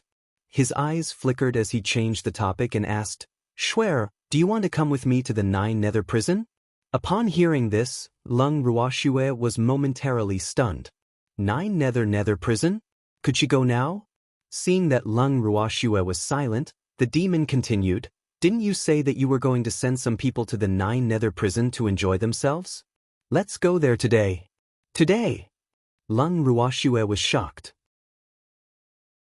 Since when did this evildoer become a man of action? She was not mentally prepared at all. Although 9 Nether prison was the territory of evildoers, she always felt like an ugly daughter-in-law visiting her in-laws' home, which made her a little timid. Moreover, there were still many opponents waiting for her in the divine realm. Was it all right for her to leave the divine realm now? These things also made her hesitate. She had thought of sending Black One and the others to the 9 Nether prison to enjoy themselves, but she had no intention of going there herself. However, facing the demon's expectant eyes, she couldn't refuse no matter what. So, what should she do? Seeing that Lung Ruoxue was in a dilemma, the demon's fiery heart felt as if it had been doused with a sea of ice shards. However, he was not a man who was easily defeated by difficulties, so he quickly regained his spirits and planned to persuade Shuer to go with him. However, before he could persuade her, he heard an angry voice ring in their ears. "Don't go. No. I won't allow you to go to the netherworld jail. Why can't you?" Hearing this, the demon was furious. He couldn't bear to get angry at Shuer, but why would he care about a cat? The divine realm needs Nyo very much now, so Nyo can't leave. Azure said confidently. "Oh really? But I also need Shuer. The prisoners in our hands also need to be sent to the 9 nether prison to enjoy their lives, so Shuer has to come with me." The evildoer's reason was also very good, and he clearly expressed that he needed Shuer to accompany him. Chapter 2477, The Evildoer's Abduction, 3. You're not a child. Azure said angrily. The divine realm isn't like that either. Don't tell me that you want Shuer to duel with the mist ripple right now? The demon said with a face full of ridicule. Unless Tsang he could make a move, otherwise, the current Shuer would not be a match for Fog Ice. However, if he wanted them to make a move, he would have to suffer the punishment of the laws of heaven and earth. He knew that Shuer would never allow this. Nyo needs to improve her strength. Besides, don't those prisoners have a place to go? I don't think we need to send them to the 9 nether prison. It's the same to leave them in the divine world. Song quibbled. How can that be the same? If we leave them in the divine world, they might be saved by Wu Xian at any time. However, if we lock them in the 9 nether prison, Wu Xian will have to pay a great price if he wants to help us. Therefore, it is the safest to lock them in my territory. What do you think, Shuer? As the demon spoke, he shifted his gaze to Lung Ruoxue and asked her directly. There's no need for Shuer to say. If you're afraid it's not safe, it's the same to lock them in the God-protecting pagoda. Tsang didn't even give Lung Ruoxue the chance to speak and rushed to speak. Seeing the two of them arguing endlessly over this, Lung Ruoxue was so conflicted that her head hurt. Don't fight anymore, she said helplessly after some thought. Why don't you draw lots to decide? Drawing lots. The two of them looked at each other, but they both felt that this was a good idea, so they nodded in agreement. And the person who drew the lots was naturally Lung Ruoxue. The two of them quickly made several identical bamboo sticks and mixed them together. Then, they stared at Lung Ruoxue with anticipation. Faced with the two's expectant gazes, Lung Ruoxue instantly felt immense pressure. After thinking for a while, Lung Ruoxue still hadn't decided which stick to pick. This made Evil Demon and Azure a little anxious. The two of them naturally hoped that Lung Ruoxue would pick the place they provided. Shuer, hurry up. The demon couldn't help but urge. Yeah girl, quickly smoke one. Azure also urged. Let's make this clear first. No matter where you get chosen, you can't fight. Lung Ruoxue reminded him worriedly. Yes, yes. Evildoer and Cold nodded in tacit agreement. After that, Lung Ruoxue closed her eyes and reached out to feel around the stone table. In the end, she chose one of the pillars. Without waiting for Lung Ruoxue to look at it, Evildoer and Tsang impatiently snatched the bamboo stick from Lung Ruoxue's hands. After looking at it, Evildoer's face revealed a smile, while Tsang's little face instantly darkened. Seeing their reactions, Lung Ruoxue knew the result without even looking. It seemed that this was all fate. This ugly daughter-in-law of hers still had to visit her in-law's house. Even though Lung Ruoxue was still a little timid at this moment, she quickly forced herself to calm down. After he told Uncle Long and the others about this, they were petrified. 9 nether prison? It was the legendary hell. Apart from the natives of the 9 nether prison, only the dead or gods could go there. Speaking of which, they were also quite curious about that place, but they didn't know if the Dark Lord would be willing to bring them along. Everyone had a certain level of tacit understanding regarding this matter. After carefully explaining their thoughts to Lung Ruoxue was so happy that she almost jumped up. She knew that Uncle Long and the others would not let her down. In fact, when she told Uncle Long and the others about this, she had been hoping that they would join in the fun. This would give her courage, wouldn't it? Otherwise, she would feel extremely uneasy in her heart. However, Since Uncle Long and the others had suggested it, she did not dare to casually agree. Otherwise, if the evildoer were to get angry, she would have to think of ways to coax him. With a fawning smile, Lung Ruoxue turned to look at the evildoer, using her eyes to seek his opinion. The demon saw how cautious Shui was, afraid that he would be angry. He couldn't help but laugh in his heart. He didn't expect that Shui, who was always fearless, would be so scared when he heard that he was going to take her to the Nine Nether prison. However, it was rare to see Shui like this. Therefore, the demon decided to enjoy it for a while before telling her the result. Just like that, the demon's eyes were fixated on Lung Ruoxue. Even when Lung Ruoxue was trembling and her hair was standing on end, the demon did not say a word. Thanks seeing this, Lung Ruoxue couldn't help but feel aggrieved. So, as a man and the dark master of the 9 underworlds, the evildoer could never understand how nervous and timid a woman who was cultivated from an ordinary human being would be when facing her in-laws. The fear that the other party would not like her could not be controlled and would grow in her heart. Lung Ruoxue was experiencing this feeling right now. In fact, when she was still an ordinary human in her previous life, many women around her would change their expressions at the mention of their in-laws, so she was more or less affected. She knew that it was not easy to deal with her in-laws, and she did not have such experience. As a result, she naturally fell into the strange circle of fear of her in-laws. She even forgot that her man was the master of a world, born from chaos, and was naturally different from ordinary people. Who would dare to show her attitude? However, at this time, the demon had no idea where the fear in Shui Er's heart came from. Even if Tsang knew, he had no intention of reminding her. What he was thinking was that he would not tell that damn demon why Shui was so unwilling when she heard that she was going to the 9 Nether prison. He'll just let him misunderstand that Shui doesn't want to go. It had to be said that Tsang's little plan had succeeded. Even though the evildoer could see Lung Ruoxue's cowardice, he did not know the reason. However, the evildoer's heart was too strong and did not take this matter too seriously. Naturally, he would not be angered by such a small matter. At most, he would be a little depressed. After a long time. After staring at Lung Ruoxue for a long time, the evildoer who had almost driven Lung Ruoxue mad finally nodded and said, "Since everyone is interested, let's go and take a look." After all, such an opportunity is hard to come by. It was far more than rare. If they didn't know the mistress of the dark world, they wouldn't have been able to go anywhere. Everyone was secretly thinking to themselves. They were very excited that the demon was finally willing to take them to visit the 9 Nether prison. However, even though he had decided to go there, he could not leave immediately. First of all, he had to make arrangements for the land of demons, right? Secondly, he had to make arrangements for Cheng Xian and the others who didn't know about the demon's identity, right? Once again, Shen Nuo and the rest also expressed their opinions on the slaves they were about to lose. The matters in the demonic land were very easy to arrange, and the requests of Shen Nuo and the others were also satisfied because they wanted to go there to take a look.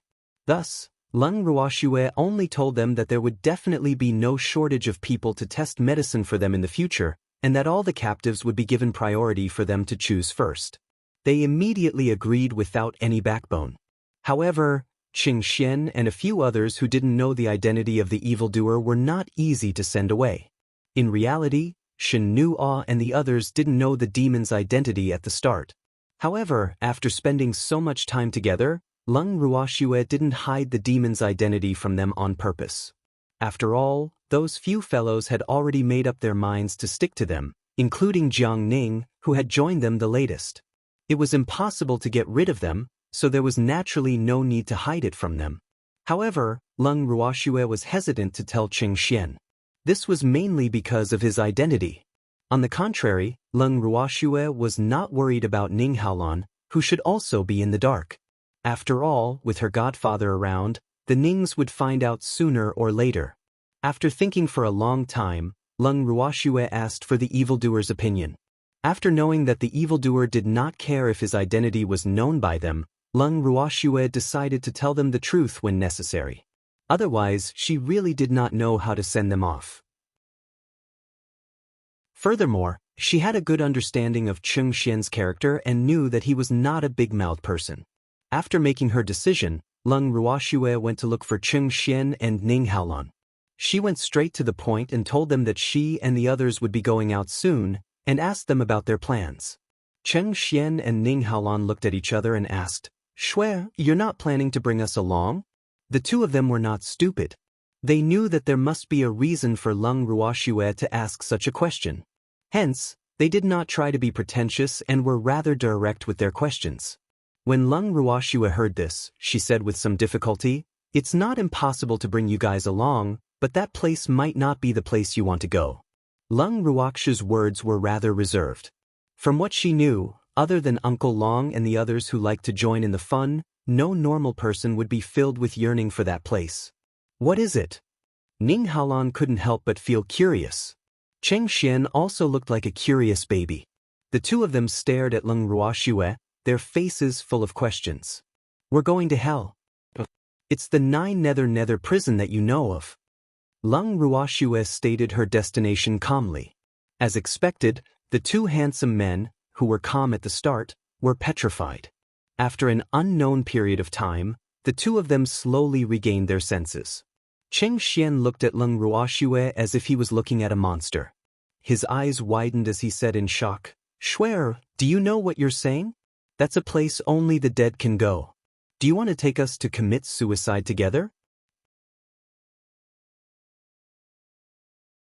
Chapter 2478. In taking this woman, Cheng Xian was very frightened. He even started to let his imagination run wild.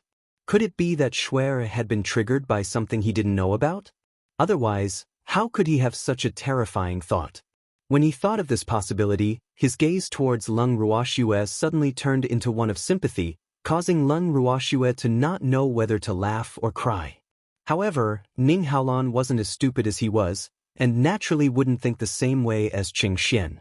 Besides, Ning Haolan was rather calm and didn't say a word.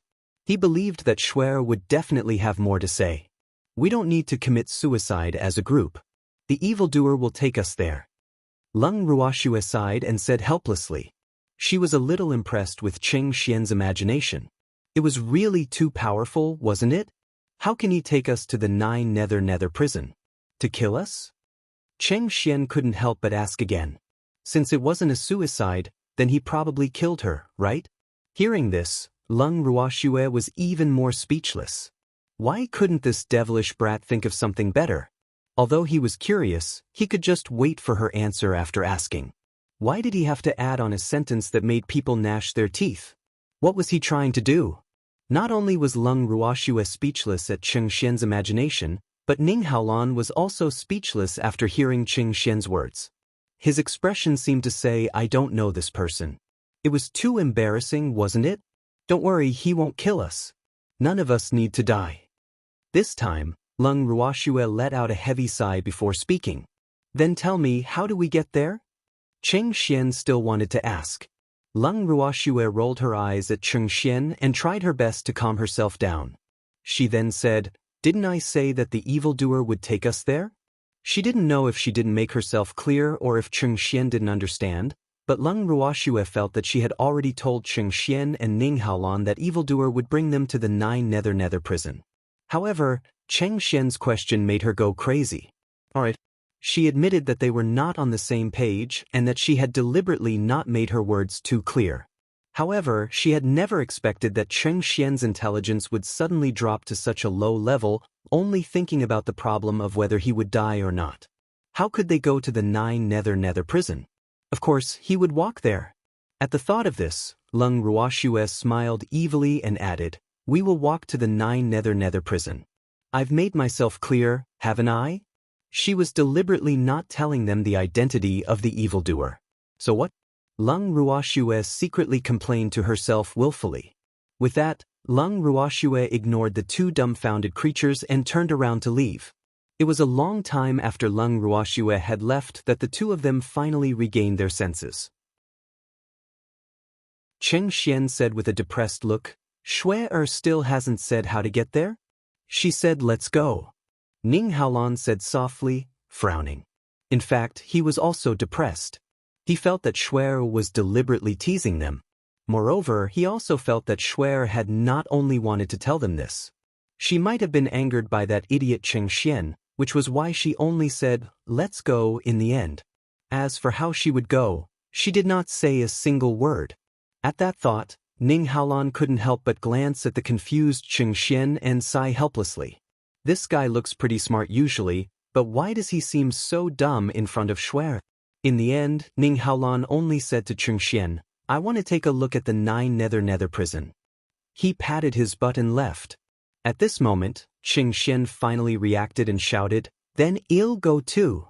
Thanks, forget it. No matter how he went, he should be able to go to places that others could go to. With that thought, he decided to immediately tell Shuer his decision. After Leng Ruoxue left the two of them, she walked to the garden with a dejected look on her face. She then sat down on the empty seat beside the evil demon. Seeing that Leng Ruoxue was in a bad mood, the evil demon could not help but ask, "What? Did my identity scare them?" "No, I didn't tell the two of them who you were." Leng Ruoxue huffed angrily. After saying this, she repeated what Cheng Xian had said to the evildoer. She strongly expressed that she was angered by Cheng Xian's words, so she did not mention the evildoer's identity at all.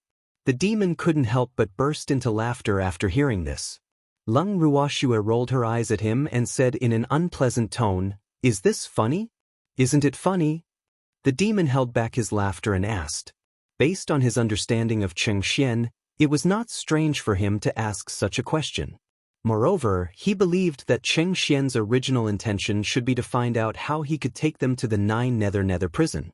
However, that kid did not realize that there was anything wrong with his words. As such, he naturally angered Shuer. After looking at Shuer's angry face for a while, the demon really felt that he should reward Cheng Xian, who asked Shuer to be even more beautiful when she was angry. He really couldn't get enough of it. The demon couldn't get enough of it and kept staring at Leng Ruoxue. In the end, Leng Ruoxue was scared out of her wits. While there was no one around, Leng Ruoxue wanted to change the topic, so she grabbed the demon's arm and asked softly, "Demon, tell me the truth. Why do you want me to go to the 9 Nether prison with you now?" She didn't believe that the evildoer would want to take her there for no reason. There must be something wrong. The evildoer must be going back, but he was worried about her, so he wanted her to go with him. It must be like this. Didn't I say that I was going to send those captives to the 9 Nether prison? I don't want to go alone, so I want you to accompany me. The demon laughed after hearing Leng Ruoxue's words. "You think he'll believe you?" Leng Ruoxue deliberately put on a straight face and said unhappily, "Then what do I have to do to make you believe me?" The demon looked at Leng Ruoxue helplessly. "Is there something in the 9 Nether prison that you have to go back and deal with?" Leng Ruoxue squinted her beautiful eyes as she voiced her guess. "If I said nothing happened, would you believe me?" The demon asked with a calm smile. "What do you think?" Leng Ruoxue's tone was a little unfriendly. "You'll believe me if I say so." The demon said confidently. "All right. You're ruthless." Leng Ruoxue glared at the evildoer, her beautiful face filled with helplessness. The demon laughed smugly. Seeing his expression, Leng Ruoxue was even more certain that something must have happened in the 9 Nether prison. However, since the demon was not willing to say anything, she would not ask. Anyway, if something serious had really happened, the demon would not be able to hide it from them once they reached the 9 Nether prison. "Shuer, I want to go with you." Just as Leng Ruoxue was thinking about how to punish this detestable evildoer, Cheng Xian's voice rang in their ears from afar. Soon after, Cheng Xian's men arrived and looked at Leng Ruoxue with anticipation. Chapter 2479. I want this woman. 2. You won't regret it?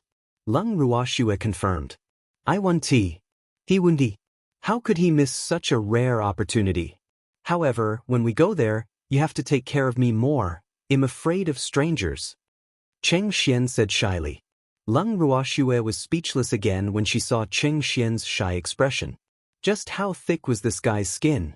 Only then would she have the face to pretend to be a white flower? What, you've decided to go too? Ning Haolan's voice was heard. Cheng Xian nodded seriously. Seeing this, Ning Haolan smiled and said, "That's good, we have company." Then, Ning Haolan shifted his gaze to Leng Ruoxue and asked with a smile, "Xue, was there something you didn't finish earlier?" "Did I?" Leng Ruoxue blinked her bright eyes and played dumb.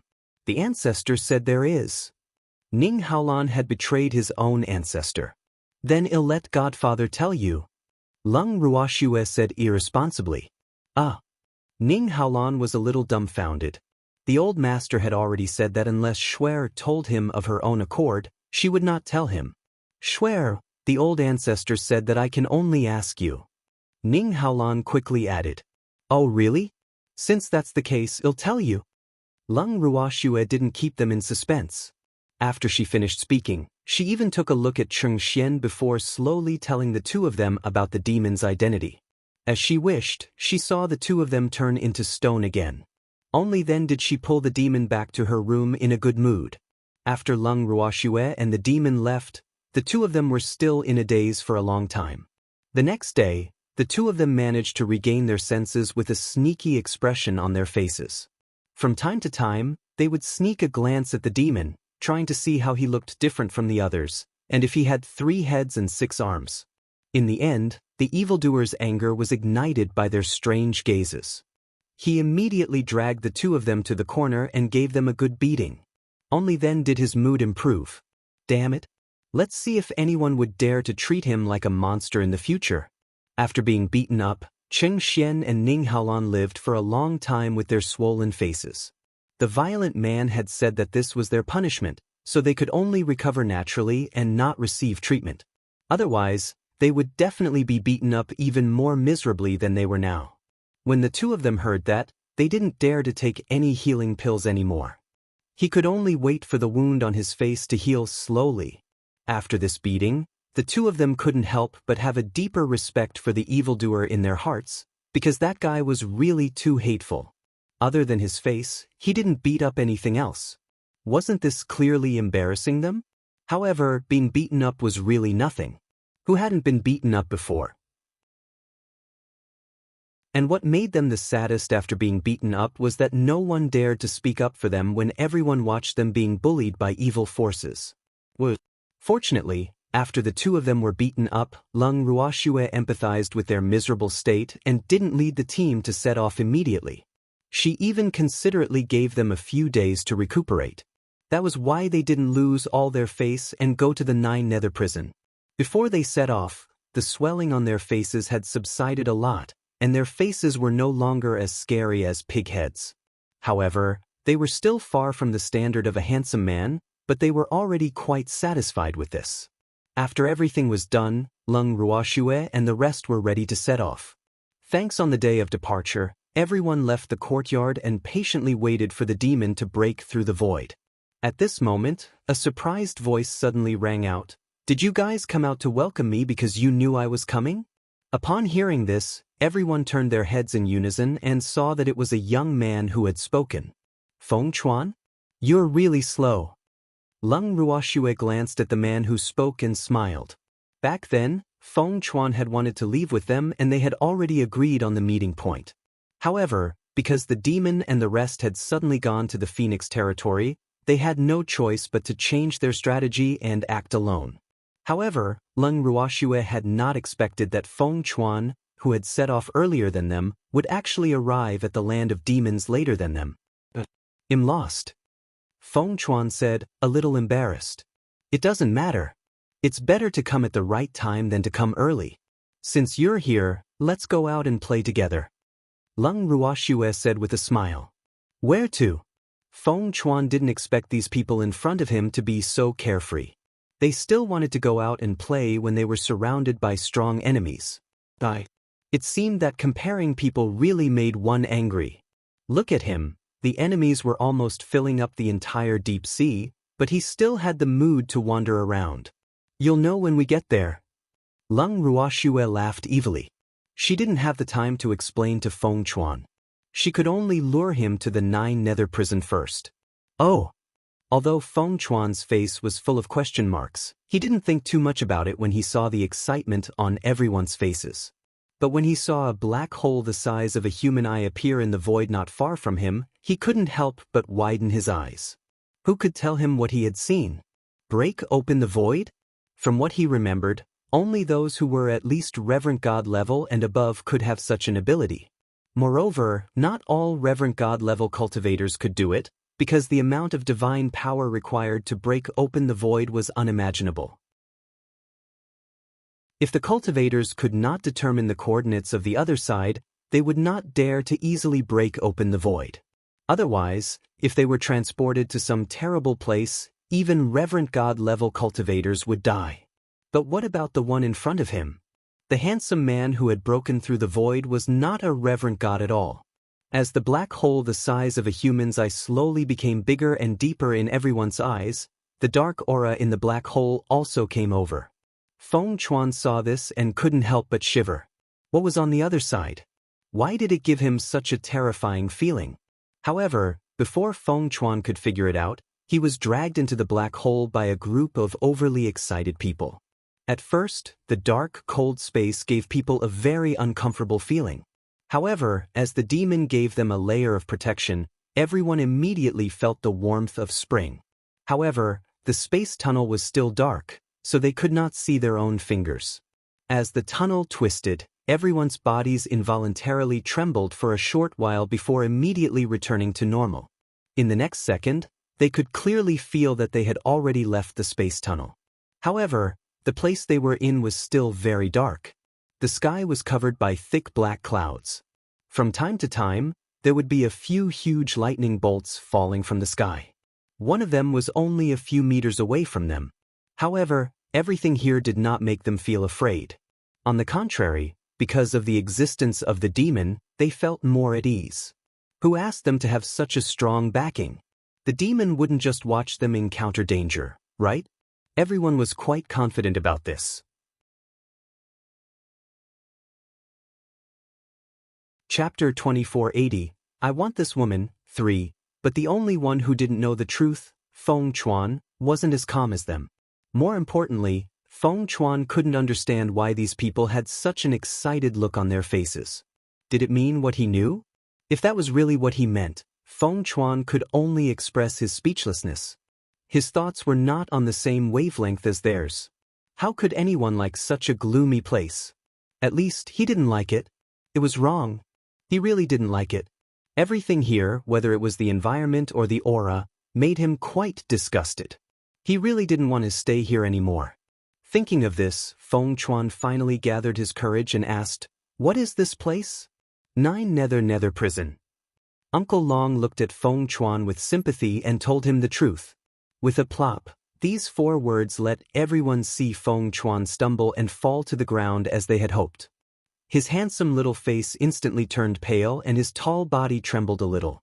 Then, Feng Chuan nervously grabbed Uncle Long's hand and reminded him in a low voice, "What are you doing here? Was he going to die? Let's quickly leave before the infernal realm discovers us. Otherwise, don't even think about leaving this place alive. You should know that our bodies are great tonics for the evil ghosts here." "You know quite a lot," the demon laughed indifferently. "I've read about it in the ancient books of the Phoenix clan, but I can't be sure if it's true." Feng Chuan said honestly, "You're telling the truth. Your bodies are not only a great supplement for evil spirits, but also for the natives here." The demon laughed evilly. "Arg. Then let's leave this place quickly. This place is too dangerous." When Feng Chuan heard this, his face turned pale. Uncle Long and the others saw this and didn't know how to comfort him. In fact, they were also a little afraid of what the evildoer said. However, they were not so afraid because they knew the identity of the evildoer. Besides, the body of a cultivator was a great supplement to the evil ghosts and the natives of hell, even to some gods who practiced evil cultivation techniques. However, the act of devouring other people's divine bodies to cultivate was forbidden in the divine realm. However, it was hard to say here. Uncle Long and the others only looked at Feng Chuan with sympathy and ignored him. When Feng Chuan saw that no one responded to his words, he was so scared that he wanted to cry. Would someone save him? Why weren't these people afraid? In the end, it was Lung Ruoxue who couldn't stand it anymore and consoled her, "Don't be afraid. With my man here, the evil spirits and natives here won't dare to eat you. Besides, I really think that they might not be interested in you. You should know that the people of the Nine Nether Prison are all dark attributed, and if they really eat you, I'm afraid that they will have indigestion." Upon hearing this, Uncle Long and the others broke out in cold sweat. "Shue, are you trying to comfort him or are you trying to scare him?" At this moment, they heard the demon say in a serious tone, "Shue, you're wrong. Evil spirits don't care what attribute the tonic is." Upon hearing this, Uncle Long and the others sympathized with Feng Chuan even more. "Poor little guy. You're on your own." As expected, after Feng Chuan heard the demon's words, his tall body trembled even more. Lung Ruoxue saw this and felt embarrassed to tease this little phoenix any further. She then told him the truth. "Feng Chuan, my man is from here, so don't worry. You won't be eaten." Although what Lung Ruoxue said was the truth, Uncle Long and the others who were also listening to her felt that her words were a little awkward. However, Feng Chuan, who was too frightened, didn't notice it. After hearing what Lung Ruoxue said, Feng Chuan's face even revealed a surprised expression. The people here?" Feng Chuan looked at the handsome man who seemed to be Lung Ruoxue's man standing beside her. He blinked his eyes, his face still filled with confusion. Why would the Master Yes disciple find a man from the Netherworld prison? How did they hook up? Thinking of this, the fear in Feng Chuan's heart was reduced a lot, and the fire of gossip was completely burning. "This is my territory. Don't worry, I'll do my best as the host and show you around." Looking at Feng Chuan's still somewhat dazed expression, the evil man laughed. "Oh." Feng Chuan replied dumbly. Although he really wanted to ask how big your territory was here, he didn't dare to ask. Otherwise, if he angered this man and he was forced to stay here in a fit of anger, who would he cry to? More importantly, he couldn't beat an expert who could break open the void. Because of this, Feng Chuan was full of questions. Even if he didn't understand anything, he didn't dare to ask like a curious baby. The demon and Lung Ruoxue didn't explain too clearly, so Uncle Long and the others naturally wouldn't take the initiative to explain to Feng Chuan. As a result, Feng Chuan had never been able to figure out the identity of this monster. He only knew that they were from the Nine Nether prison and that they had come back to visit their relatives. It was because he placed his own safety in the hands of the evildoer that from the moment Feng Chuan forced himself to calm down, he followed the evildoer like a little tail. After simply comforting Feng Chuan, the evildoer led everyone in the direction of Jiuyo City. However, in order to let everyone experience the culture of the Nine Nether prison, the demon did not bring them to teleport. Instead, they walked all the way. They even took some remote paths. On the way, there were evil ghosts appearing around them from time to time, and they even drooled at Uncle Long and the others. Fortunately, these evil ghosts only drooled at them and did not do anything that would anger the heavens and the people, so Uncle Long and the others were too lazy to get into a conflict with them. In fact, the evil ghosts Uncle Long and the others had encountered along the way weren't very strong. In addition, they had a monstrous aura on them. The evil ghosts attracted by the spiritual chi of Uncle Long and the others didn't dare to attack them at all.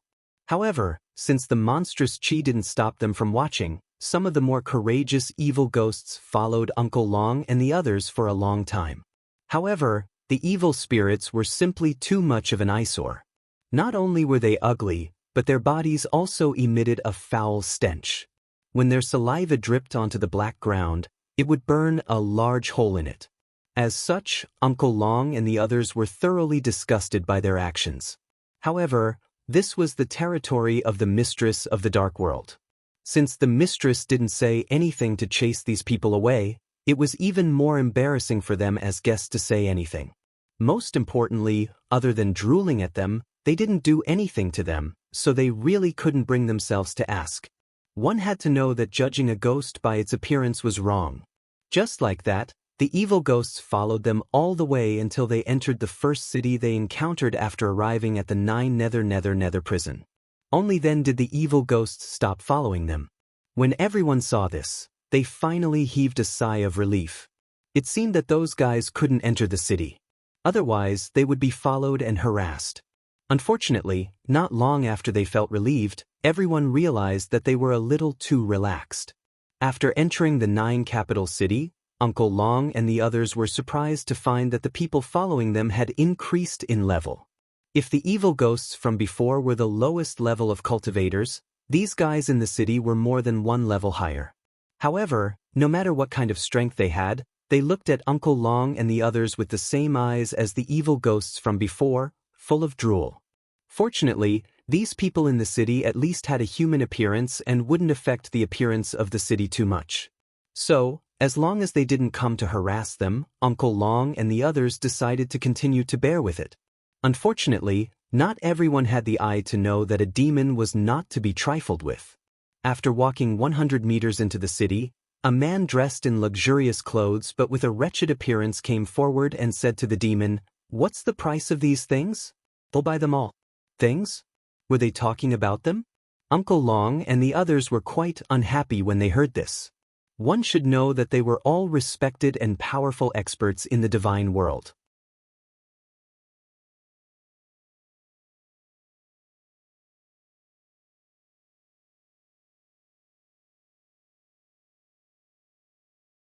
Chapter 2481. Tofu Isn't That Delicious? 1. Not being able to take advantage of the beauty made the lecherous man quite dissatisfied. Immediately, the man said angrily, "Damn it, you actually dared to dodge. If I don't dodge, the pig's trotter is going to touch me." Lung Ruoxue glanced at the man who was trying to take advantage of her and said indifferently. When Uncle Long and the others heard this, they couldn't help but burst into laughter. Pig trotters? It was quite an image. The man in front of him was slightly chubby and his claws were chubby. He looked like a pig waiting to be slaughtered. In the eyes of Uncle Long and the others, he was already a dead pig. He dared to flirt with their schwer. Dying once would be letting him off easy. However, this place was the 9 netherworld prison. They were very curious about where this guy could go. Thinking up to this point, everyone's gazes couldn't help but float to the demon's body, wanting to see what kind of reaction he would have. However, to their disappointment, they actually didn't see anything, because the dignified mistress of the dark world actually had a calm expression on her face. Could this be the legendary calm before the storm? It definitely was. They didn't think that the evildoer would let go of the guy who teased schwer. With this thought in mind, no one planned to step forward so easily. They had to give this chance to the man who saved the beauty. They just had to wait for a good show. At this time, the perverted man did not realize that danger was coming. He saw that only the beauty seemed to have the intention to resist, and the others did not even dare to make a sound. Suddenly, the perverted man's momentum was greatly boosted. This was the rhythm of their fear. Furthermore, he didn't realize that the pig's feet Lung Ruoxue was referring to was his claws. He asked with a puzzled look, "Where did this pig trotter come from that dares to touch my woman? I'm definitely going to chop off that pig's trotter." When everyone heard this, they fell silent. They didn't object to you wanting to stomp your pig trotters, but how did their schwer become your woman? Where do you place the Dark Lord?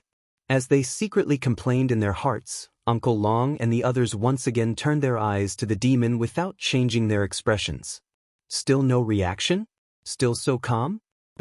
I'm finished. This is a big deal. This man, who would usually fight with schwer and his beasts for favor, actually had no reaction to a scoundrel who was teasing his woman. This was clearly the rhythm of wanting to make a big deal out of it. Tofu was not that delicious. Uncle Long and the others glanced sympathetically at the wretched man who didn't understand the situation and continued to pretend to be invisible. At this moment, Lung Ruoxue spoke again, "Then chop off the pig's trotters."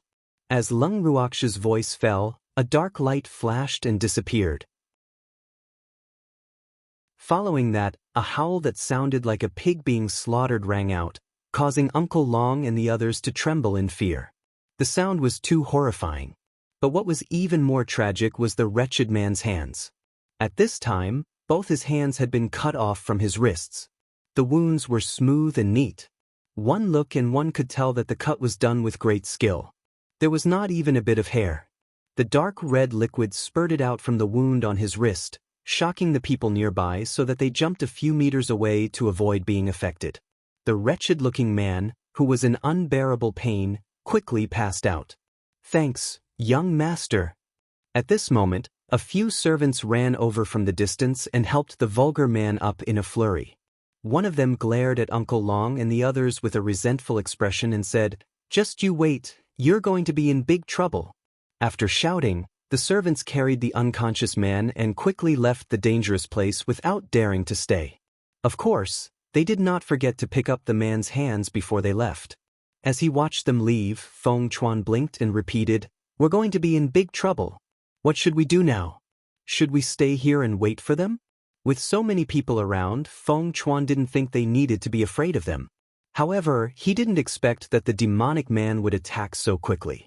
They didn't even have time to react. They only saw a ray of light and that Lecher's hands were cut off. He was really ruthless. While sighing, Feng Chuan was also a little excited. For so many years in the Feng clan, their lives had been quite dull. Now that they were in 9 Nether prison, their lives must be a lot more exciting, right? Just think about it, they had just arrived at the first city, and they had already provoked a guy who might have a powerful background. How could this not make them feel excited? Feng Chuan could clearly feel that a liquid called hot blood was already boiling in his body, and it was roaring to fight. He had not felt this way for many years. Just thinking about it made him excited. However, Feng Chuan's words were unanimously despised by everyone. "Why should we wait for them?" Uncle Long asked directly. "So what if he's a big shot? Why do we have to stand here and wait for him to come back? It's fine if they want us to be unlucky, but let them take the initiative to find us. Let's find an inn to stay in, we won't be leaving for the time being." Ah! Hearing this, Feng Chuan couldn't help but wipe the cold sweat on his forehead. He thought to himself, this Uncle Long's aura is so strong. Could this be the legendary saying, "A powerful dragon should suppress a snake in its territory"? Little Phoenix, don't be afraid. We also have people backing us. At this time, Dongfang Lin also patted Feng Chuan's shoulder and consoled him. "I'm not afraid. I just want to test the strength of the people in the 9th Nether prison." Feng Chuan said the truth. To put it bluntly, he wanted to fight. "Let's find an inn to stay in first." Suddenly, the demon spoke, and everyone's mood instantly brightened when they heard this. They didn't expect to see such a show when they just arrived at the 9 Nether prison. Everyone was quite satisfied with this arrangement. Lung Ruoxue broke out in a cold sweat when she saw how they looked as if they wanted the world to be in chaos. However, it wasn't that she was afraid that Uncle Long and the others would be at a disadvantage, or that she felt that she and the others couldn't defeat them. She just felt that this was the territory of the evildoers. Was it appropriate for them to fight with the local tyrants the moment they arrived? Seeing through Xue Er's thoughts, the evildoer immediately pulled Xue Er into his arms and said with a faint smile, "It's okay. Some people do need to be taught a lesson." In other words, he didn't care what kind of trouble Uncle Long and the others would cause in his territory. When Lung Ruoxue heard this, she no longer felt conflicted. After that, everyone began to look for an inn in the city with excitement. Who knew that even after searching the entire 9 capital city, Lung Ruoxue and the rest could not find a single inn that was willing to take them in. He asked many inns and was told that there were no empty rooms. Lung Ruoxue and the rest were rather surprised. The 9 capital city was cold and cheerless, and it didn't look like an inn that was full of people. However, since the inn manager had said so, they couldn't say anything. When they asked about the last inn in the 9 capital city, they were also told that there were no empty rooms. Just as they were about to leave, they heard the inn manager asking another guest who had just entered the inn what room he needed. After the guest told them his request, the manager immediately arranged the room for him.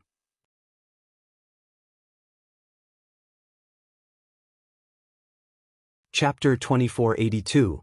Tofu isn't that delicious, too. When Lung Ruoxue and the rest saw this scene, what else was there for them to not understand? The furious Uncle Long rushed forward and grabbed the inn manager by his collar. He dragged him out from the front desk and questioned him fiercely, "Aren't there no more rooms? What's up with that person just now?" "Weiss, there are no more rooms." The inn manager trembled as he said, "How can this person be so barbaric? Then where did you get the room from? Don't tell me you built it on the spot." Uncle Long roared like a fiend. That room."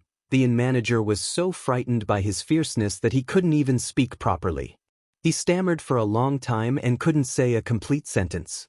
Uncle Long lost his patience and continued to shout, "Where did you get that room? Just say it. If you don't explain it to me today, I'll smash your shop. You, don't mess around. My boss isn't someone to be trifled with." After being threatened by Uncle Long, the innkeeper was finally able to say a complete sentence and even brought up his backer. However, Uncle Long was not afraid of the boss that he said was not to be trifled with. "Your boss isn't to be trifled with, but do you think we're to be trifled with?" Uncle Long roared. "I'm telling you, old man, you'd better quickly arrange a room for us. Otherwise, it'll really smash your shop. You're really not afraid of death?" The manager was so angry that he couldn't say anything. He had never thought that these gods would not only dare to come to the Nine Nether prison, but also threaten him. These gods really didn't want to live anymore. The inn manager was very worried. Although he had not lived for a long time, he had never heard of a god who dared to be so arrogant in the Nine Nether prison. This was a heaven-defying move. No, he had to report this to his family. A deity had come to the Nine Nether prison. This was definitely a big deal. After making up his mind, the inn manager's attitude suddenly changed. He didn't give Uncle Long a chance to speak and said softly, "I know you guys are not afraid of death, but I am. Your Excellencies, please don't make things difficult for me. I'm just a small fry, I can't do much."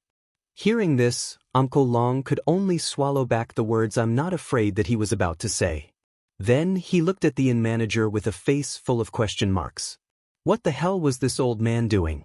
He had just used his boss to threaten him. Why did his attitude soften in the blink of an eye? Uncle Long wouldn't naively think that it was his domineering aura that had intimidated this little old man. There must be a conspiracy. With this thought, Uncle Long smiled and patted the manager's shoulder. Although you can't do much, you still have the right to arrange rooms for us." "There is, but are you sure you want to live there?" the innkeeper asked carefully. He didn't dare to say that he didn't have any more, otherwise this person might use some means to bully him. He was only a manager of a guest house and couldn't withstand a punch from someone else. The manager of the inn was quite tactful. "Shopkeeper, of course we're staying. Do you think we're looking for inns all over the city for nothing better to do?" Uncle Long said, pretending to be unhappy. "Thanks, hee." The inn manager smiled awkwardly. Of course, he knew that these people were looking for guests. Not only him, but all the inns in the 9 capital city knew. However, no one dared to accept them. Who asked them to hurt the son of the 9 capital city lord? At first, he didn't dare to accept them. However, if he didn't accept them, he was afraid of being beaten up. Besides, he had decided to report to the family head that a god had come to the 9 Nether prison. Therefore, he had no choice but to keep them in the inn. At least, he had to try his best to make them stay without knowing the family head's intention. With this thought in mind, the inn manager became attentive and thoughtful again. Not only did he personally arrange rooms for them, but he also personally led them to their rooms.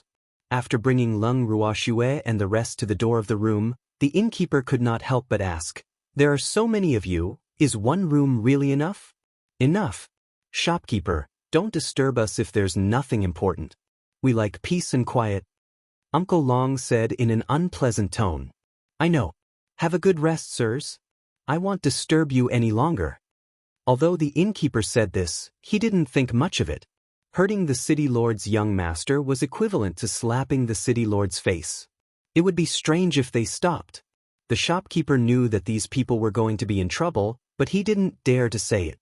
After watching the innkeeper leave, Uncle Long and the others pushed open the door and walked in together. After entering the inn's room, Lung Ruoxue took out her portable house and the group entered it. Before they could enter the garden, a snow-white figure turned into a ray of light and flew towards Lung Ruoxue, landing in her arms. "Girl, I missed you so much."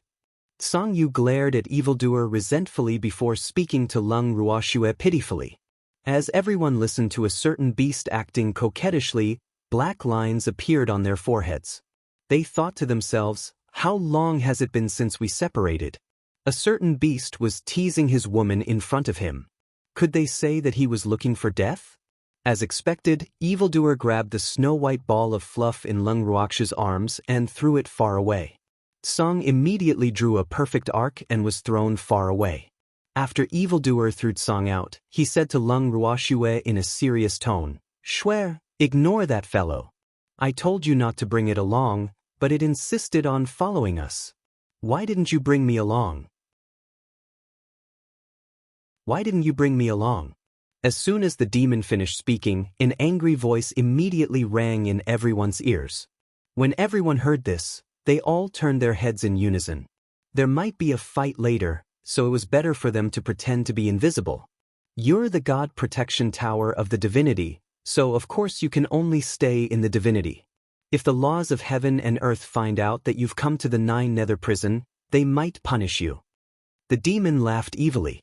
Back then, he had wanted to use this reason to get rid of this third wheel. Unfortunately, he didn't care and insisted on following them. As such, he could only request that unless it was absolutely necessary, he wasn't allowed to leave Shui Er's house. Otherwise, he wouldn't bring him along. Facing this kind of threat, there was no other way than to compromise.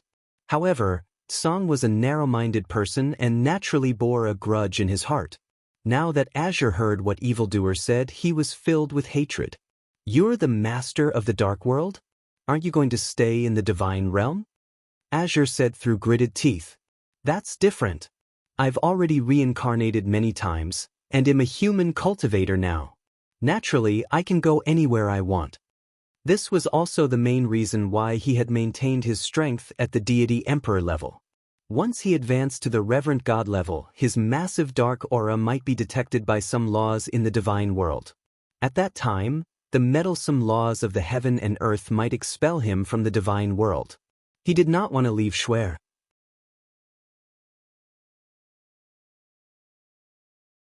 Chapter 2483. Tofu isn't that delicious? 3. If you can do it, I can too. Azure Fire roared. Oh really? Have you forgotten the rules of heaven and earth? The demon reminded him with a smile. Don't mention that damn thing to me. It can't control me. Azure said hatefully. It might not be able to kill you, but it can punish you. When the demon thought of this, he was filled with hatred. This was because the laws of heaven and earth were simply too biased. They actually looked down on his darkness attribute. When he heard this, Azure immediately wilted. It was undeniable that the demonic man was right. The rules of heaven and earth had the power to punish, and that guy liked to talk about rules. He would not allow them to do this and that. It was so annoying. Seeing that Song had suddenly wilted, Lung Ruoxue gently touched its soft fur and coaxed, "Don't worry, we won't let the laws of the heaven and earth discover us." That's right. I'll be careful. Song received Lung Ruoxue's encouragement and his aura suddenly rose. Seeing that Song had pulled himself together, Lung Ruoxue was naturally relieved. Uncle Long and the others were relieved when they saw that the two of them didn't fight. They took the initiative to change the topic and talked about a certain perverted man. Shui I wonder what that fellow will do to us? Uncle Long and the others asked curiously. I'm looking forward to it was written all over their faces. Lung Ruoxue saw how excited they were and really didn't know what to say. However, she wasn't worried at all that someone would come to seek revenge. At the same time, the injured man had already been carried back to the city lord's mansion. After the city lord learned of this matter, he was naturally furious. The city lord had never dreamed that someone would actually dare to injure his own child in the 9 capital city. Although the injured child was not the one he doted on the most, he was still his son. As the saying goes, you have to look at the master before you hit the dog. No man would be able to stand being slapped in public on his territory, right? In the room of the vulgar man, a beautiful lady sat by the bed, watching her unconscious child cry. Her beautiful face with tears was extremely alluring. However, The middle-aged man who was pacing back and forth in the room was not in the mood to appreciate the bowtie's pitiful state. He was extremely annoyed. "Don't cry." Suddenly, the middle-aged man roared in anger. The beautiful lady was shocked by the roar. She looked up at the middle-aged man with a bitter expression and said, "City Lord, I know you don't like Ching-er, but he's still your child. Are you just going to watch as he gets injured by someone and do nothing? If you don't care, then I'll have to go and beg my brother." Hearing that the woman was going to look for her brother, the man became even more irritated. He grabbed his hair and glared at her. "You're not allowed to look for your brother over such a small matter. Then City Lord has to think of a way to avenge Cheng," the woman requested. "I know, I'll take revenge for Cheng," the middle-aged man promised. "When? City Lord, you better give me some time." The woman pressed on. After living with this man for so many years, she knew her husband's timid character all too well, so she had to force him to make a decision. "How can I give you time for such a thing? I have to investigate the background of those people first, right? You know, those people dared to hurt my son in the 9 capital city. Do you think they don't have a backer? If the other party is someone we can't afford to offend, then even if I wanted to avenge Ching-er, I wouldn't be able to," the middle-aged man said with a headache. It had to be said that he was still very rational. Although he was quite angry that he was slapped in the face, at least he did not lose his mind and immediately settle the score with those people. From the news that he had received, he knew that those people had come from the divine realm, so he did not dare to act rashly. Thanks, if the people of the divine realm didn't have something to rely on, would they dare to come to the 9 nether prison? What's the difference between that and death? More importantly, the deities who dared to come to the 9 nether prison were definitely not ordinary people. Thus, he had to be even more careful. Otherwise, his many years of management would be destroyed. Unfortunately, the woman in front of him couldn't understand his thoughts at all. After the woman heard his words, she said disapprovingly, "What's there to be afraid of with someone backing you? Don't we have any backing? City Lord, you can rest assured and take revenge for our son. If you need anything, my brother will support you. Don't forget that my brother is the Castellan of Johua City, one of the 10 main cities in the 9 nether prison. I don't believe that no matter how powerful their background is, it can't be more powerful than mine." The woman's words were quite confident. She had always been proud of her identity. Moreover, it was also because of this identity that she was able to firmly grasp the man in front of her in her hands. Although she was not the only woman of her husband, it was undeniable that she had the highest status among all the women. There were many times when even he, her husband, did not dare to show her any attitude. Hearing the woman's words, the middle-aged man really hesitated. After all, the mayor of Johua City had a high status. It should be known that in 9 nether prison, except for 9 Nether City, which was a capital city, the other 10 main cities were not ranked in order. The only difference was the strength of the city lord. If the city lord of a city was powerful, the corresponding city's status would be at the top of the 10 main cities. However, to be able to become the city lord of the 10 main cities, which one of them was not a powerful expert. Therefore, most of the time, their strength was equal. It would be even more difficult for the 10 major cities to decide who was better. Because of this, the 10 main cities of 9 nether prison could be compared with each other. The 9 capital cities' status in 9 nether prison was naturally not comparable to Johua City. However, he didn't know if the Lord of Johua City, his wife's brother, would be willing to stand up for his son. He knew very well in his heart that his wife's older brother did not like his incompetent son at all. He had even warned him more than once not to let go of Cheng-er, and if anything happened to Cheng-er, he should not look for him. His wife's older brother had clearly stated that he would not interfere in Cheng-er's matters. Unfortunately, his wife was not clear about these things at all, and he did not dare to tell this woman who was not clear-headed. When he thought of this, his previous hesitation disappeared without a trace, because he really did not dare to risk his family's future. With such a noble relative, he naturally had to make good use of him. He absolutely could not anger his big backer because of a prodigal son. "Madam, your words are not without reason. However, This matter must be considered at length. So you should be patient. I will definitely give you an explanation for this matter. After thinking about it, the middle-aged man decided to comfort the woman who had lost her mind first, in case she did something irreparable and made it impossible to clean up. After saying this, he didn't wait for the woman's response and immediately turned to leave. The woman trembled in anger when she saw his irresponsible behavior. How detestable! It was really too detestable. It was fine that he was usually indifferent to her son, but when such a big thing happened to his son, as a father, he actually didn't care about it. Was this reasonable? The more the beautiful woman thought about it, the angrier she became. She called her trusted servant and whispered a few words to her. The servant turned and left the city lord's mansion. Not long after, several more teams left the 9 capital city and rushed in all directions. At this moment, Lung Ruoxue and the others were still unaware that someone had already spread the news of their arrival at the 9 Nether prison to many people. In an instant, many powerful clans in the 9 Nether prison knew that a deity had arrived. Not long after the news spread, the entire 9 Nether prison was in an uproar. However, Lung Ruoxue and the rest were completely clueless about this. Furthermore, they had already been staying in the inn's room for a few days.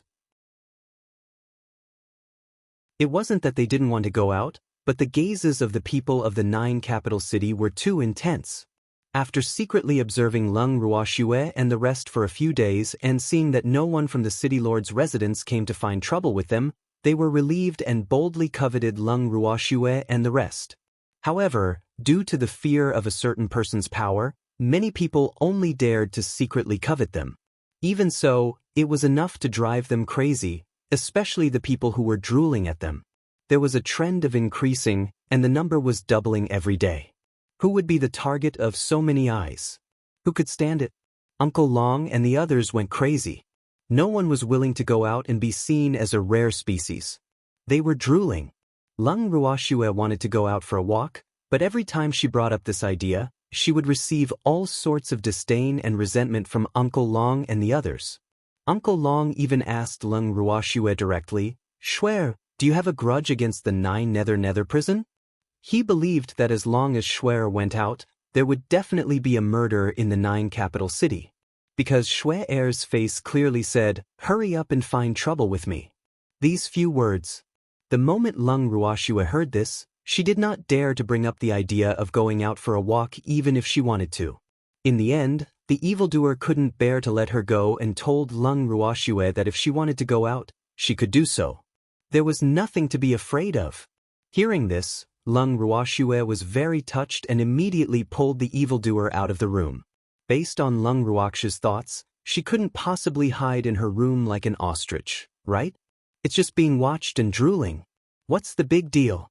Moreover, other than watching from afar, there were not many who dared to come forward and cause trouble.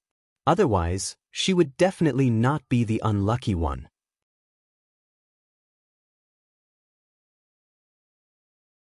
Chapter 2484. Taking Action Upon Hearing the News, 1. After they left the room, Lung Ruoxue and the demon did not plan to go far. They went downstairs and headed straight to the dining room. Not long after they went downstairs, the door of the room was opened again. Uncle Long and the others came out unwillingly. It wasn't that they were eager to go out for a walk, but that Shuer refused to let them into the house. This tragic fact was all because of Uncle Long's words, "Shuer, do you have a grudge against the 9 Nether prison?" What happened after that, to put it bluntly, was Shuer's petty revenge. However, they weren't afraid of being alone in the room. They mainly didn't want to be looked down upon. Hence, when they saw Lung Ruoxue and the demon walking out of the room, the crowd could not stand it any longer. Where are Shuer and the others?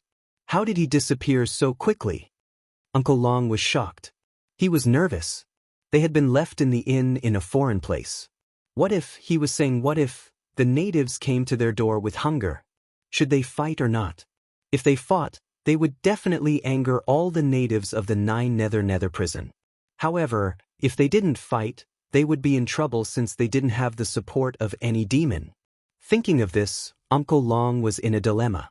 Ooh, Shuer was a bad girl. She was actually not letting them into the mobile home. This was definitely a huge nightmare for everyone. Not only that, but even the first elder's mobile home had been banned from use.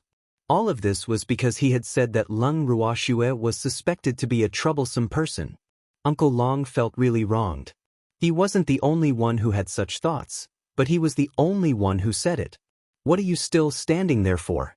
Hurry up and chase. The master of the Ning family quickly said. Oh. When everyone heard this, they hurried down the stairs. The innkeeper, who was standing guard at the front desk of the hall on the first floor, was shocked at first when he saw their flustered formation. He couldn't help but mutter in his heart, "It's been calm these days, and no one from the city lord's mansion has come to find us. Why are these people so flustered? Everyone, are you all going out?" The shopkeeper went up to him and asked with a smile. The news from the Main family yesterday told him to keep a close eye on these people. The Main family would send more people over soon, so he didn't dare to lose them. "Shopkeeper, did you see a man and a woman come down?"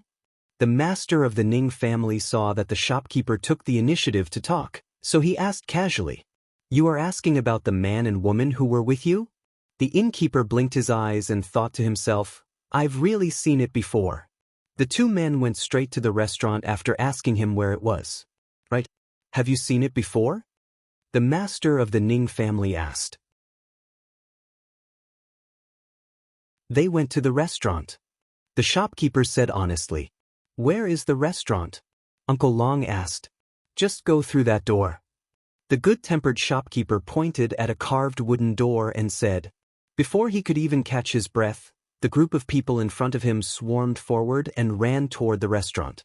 Thanks, the shopkeeper shook his head as he watched, and couldn't help but sigh inwardly. He didn't expect the people of the immortal realm to be so restless.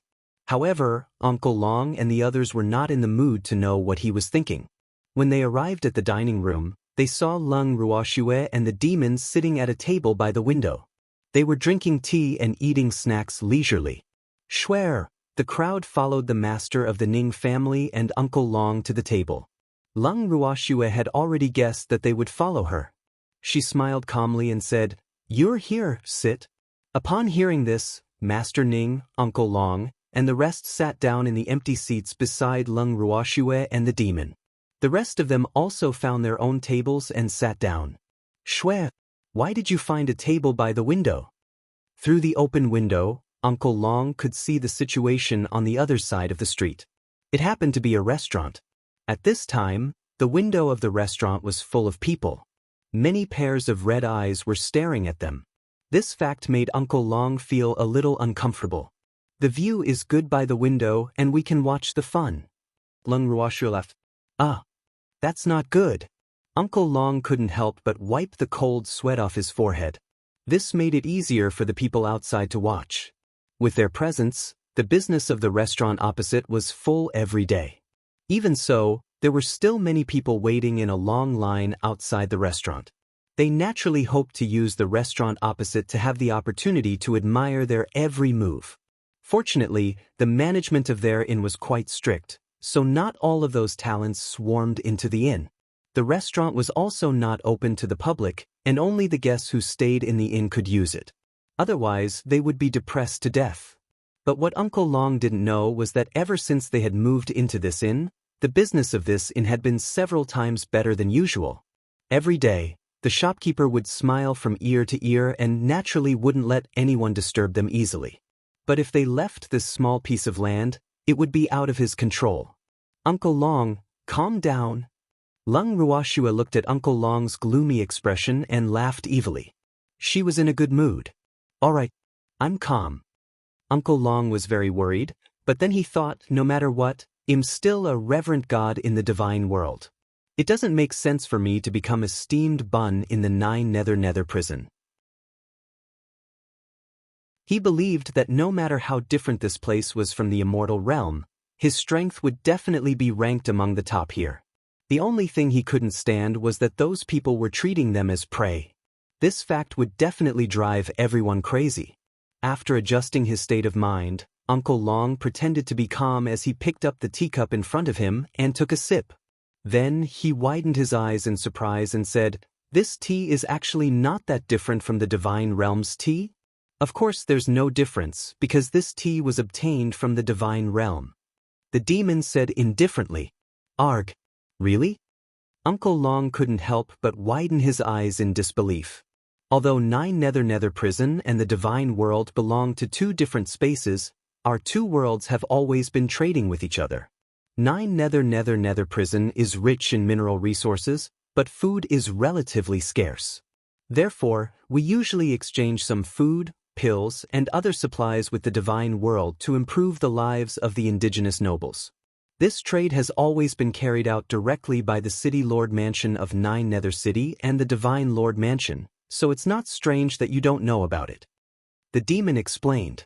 I see. Uncle Long and the others nodded. At this moment, Lung Ruoxue asked curiously, Demon, how did the people here know that we came from the divine world the moment they saw us? She had been thinking about this question for a few days, but she couldn't figure it out. Hearing Lung Ruoxue's question, the demon couldn't help but chuckle. He thought that Schwer would have asked him the moment she found out about this. He didn't expect Schwer to actually endure it for several days.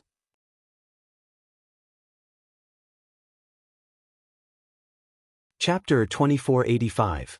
Taking action upon hearing the news. 2. Seeing that the demon was actually laughing at her, Lung Ruoxue deliberately put on a straight face and snorted coldly. She even turned her head arrogantly to avoid looking at him. The moment the demon saw this, he quickly said seriously, Schwer, do you know how the beasts feel when they discover a treasure? You mean, in the eyes of the people of Netherworld Prison, we are the same as natural treasures? Lung Ruoxue blinked her beautiful eyes as she asked. More or less. The cultivators of the 9 underworlds are all called meditation here. Besides the dark attribute, the meditation cultivators don't use divine power, but dark power. Here, the Emperor of the Dead is equivalent to the Divine Emperor of the Divine World, and the revered Ming is equivalent to the revered God of the Divine World. However, the meditation cultivators are better at close combat. Their bodies are stronger than the gods, and their personalities are more brutal and bloodthirsty. They like to fight with each other. But at the same time, the 9 Nether Prison has a more perfect interpretation of the strong being respected. The evil ghosts we met when we first arrived here were only the lowest level cultivators, and some of them were not even cultivators. They have the lowest status in the 9 Nether Prison, and they are usually only allowed to move around in the outer area of the prison. Those who are allowed to enter the city, other than the natives, are required to be a dark practitioner even if they are the weakest. The demon patiently explained the most basic requirements for cultivators in the 9 Nether Prison, and everyone suddenly understood. Lung Ruoxue could not help but heave a sigh of relief when she finally found some clues. However, what she didn't expect was that this place was quite similar to the immortal realm. It was just that the meditating cultivators here were not living people except for the natives. Evildoer, do fights happen often here? Lung Ruoxue suddenly asked. Of course, this isn't the immortal realm, so there aren't that many rules. There's also an unwritten rule here that if someone dies because they're not as good as their opponent, their clan usually won't stand up for them. However, most of the clans have a tacit understanding, so you don't have to worry about the revenge of the clan after killing a blind guy. This kind of thing rarely happens in the 9 Nether Prison. The demon laughed. No wonder the 9 capital cities' City Lord's Mansion hasn't made any movements. It seems like we've escaped a calamity? Lung Ruoxue teased. Not necessarily. Maybe they're brewing a bigger conspiracy. The master of the Ning family was not optimistic about the city lord here. If his son had been injured outside, he would have ignored it, but this was his own territory. If he didn't even care about his son's injury, how useless would he be as a father? This was a direct slap in the face. If it was him, he would definitely not be able to bear it.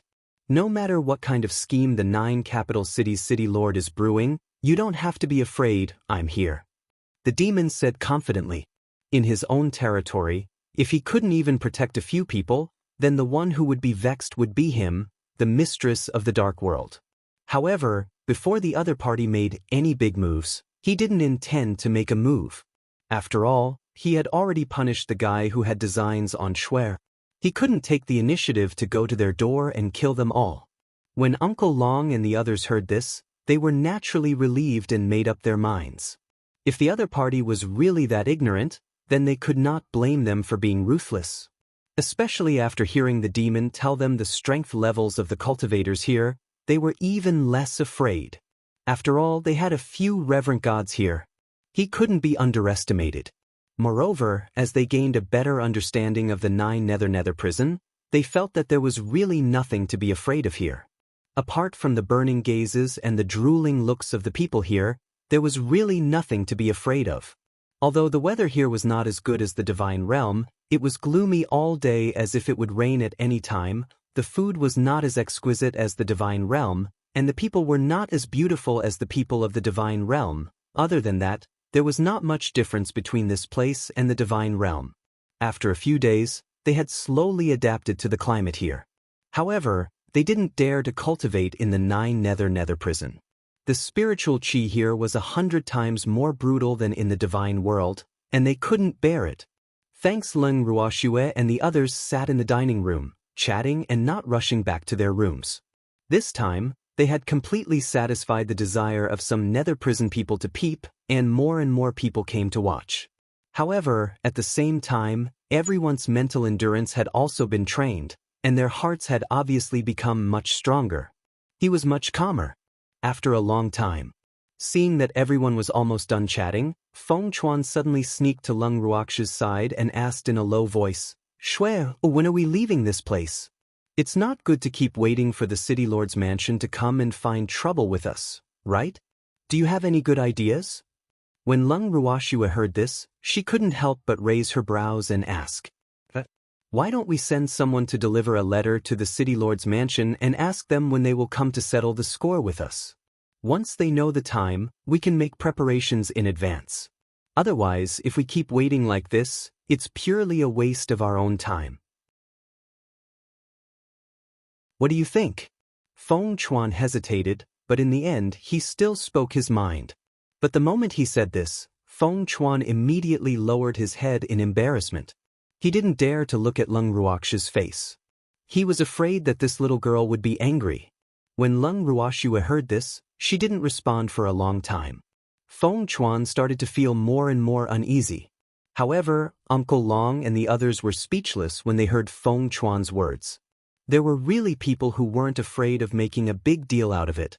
Sending a letter to the City Lord's mansion to ask when they would come to settle the score with him, why did this sound like a provocation? In just a few days, Feng Chuan had become bad. She vaguely remembered that Feng Chuan was still a pure phoenix. Although they had only met Feng Chuan once when they were in the phoenix territory. But they never thought that Feng Chuan, who had been so timid when he first came to 9 Nether prison, would come up with such an idea today. Was this the so-called one who was marked by the company of vermilion and one who was marked by company of ink? But Uncle Long and the others would never admit that they were the ones who stained Feng Chuan's reputation. This guy was supposed to be black. It must be like this. After Uncle Long and the others finished the appraisal, they all wanted to keep a distance from Feng Chuan to avoid being misunderstood. At this moment, Leng Ruoxue, who had been silent for a long time, finally spoke. "That's a good idea. We can't always stay in the 9 capital city and wait for them to come and find trouble with us.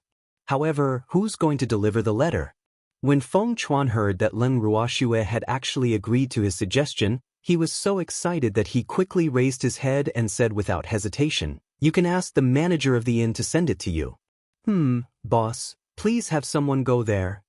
Leng Ruoxue nodded in agreement, then gave Feng Chuan a look that said he was a promising young man.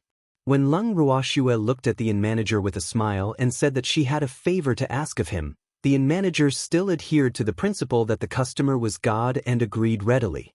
However, when he heard that the other party wanted him to send someone to the City Lord's residence to deliver a letter, he could no longer remain calm.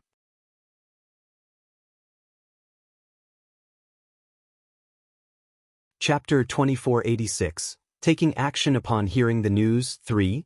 What was he doing? The shopkeeper felt extremely uneasy.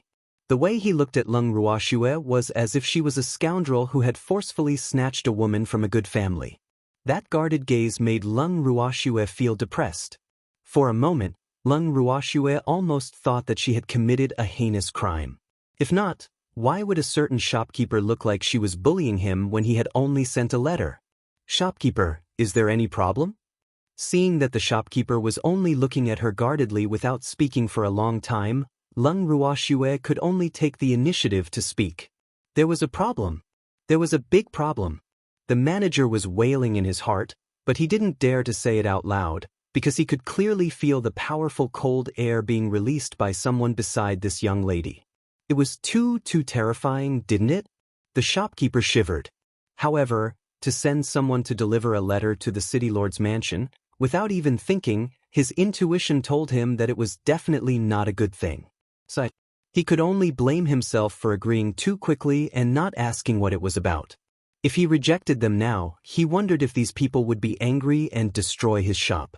The innkeeper was extremely afraid, and his face was getting paler and paler.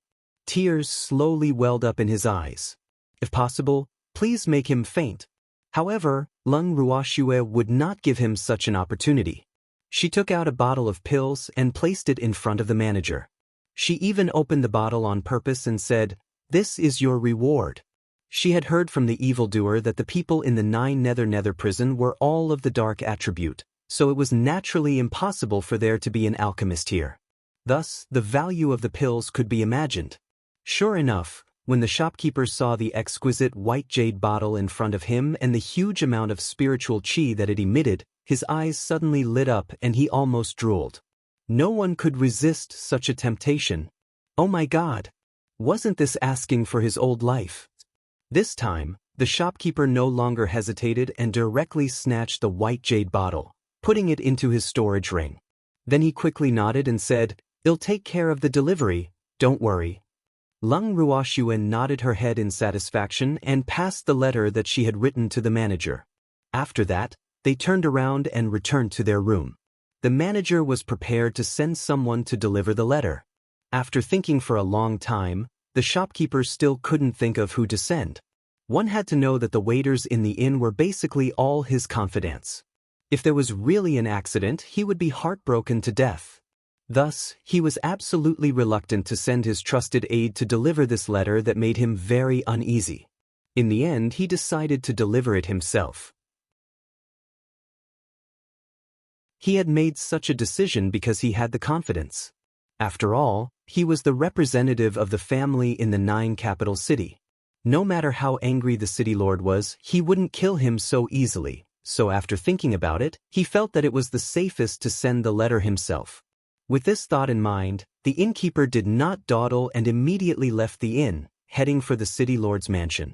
When he arrived at the city lord's mansion, he handed the letter to the guard and immediately turned to leave, not willing to stay for another second. After the 9 capital cities' city lord received this inexplicable letter, he opened it without thinking. After reading the contents of the letter, his face immediately darkened. This was clearly going too far. Because on the thin letter, there were only 2 lines of words. "May I ask when the city lord plans to take revenge for your son and deal with us? If he doesn't come in 3 days, we'll have to leave the 9 capital city."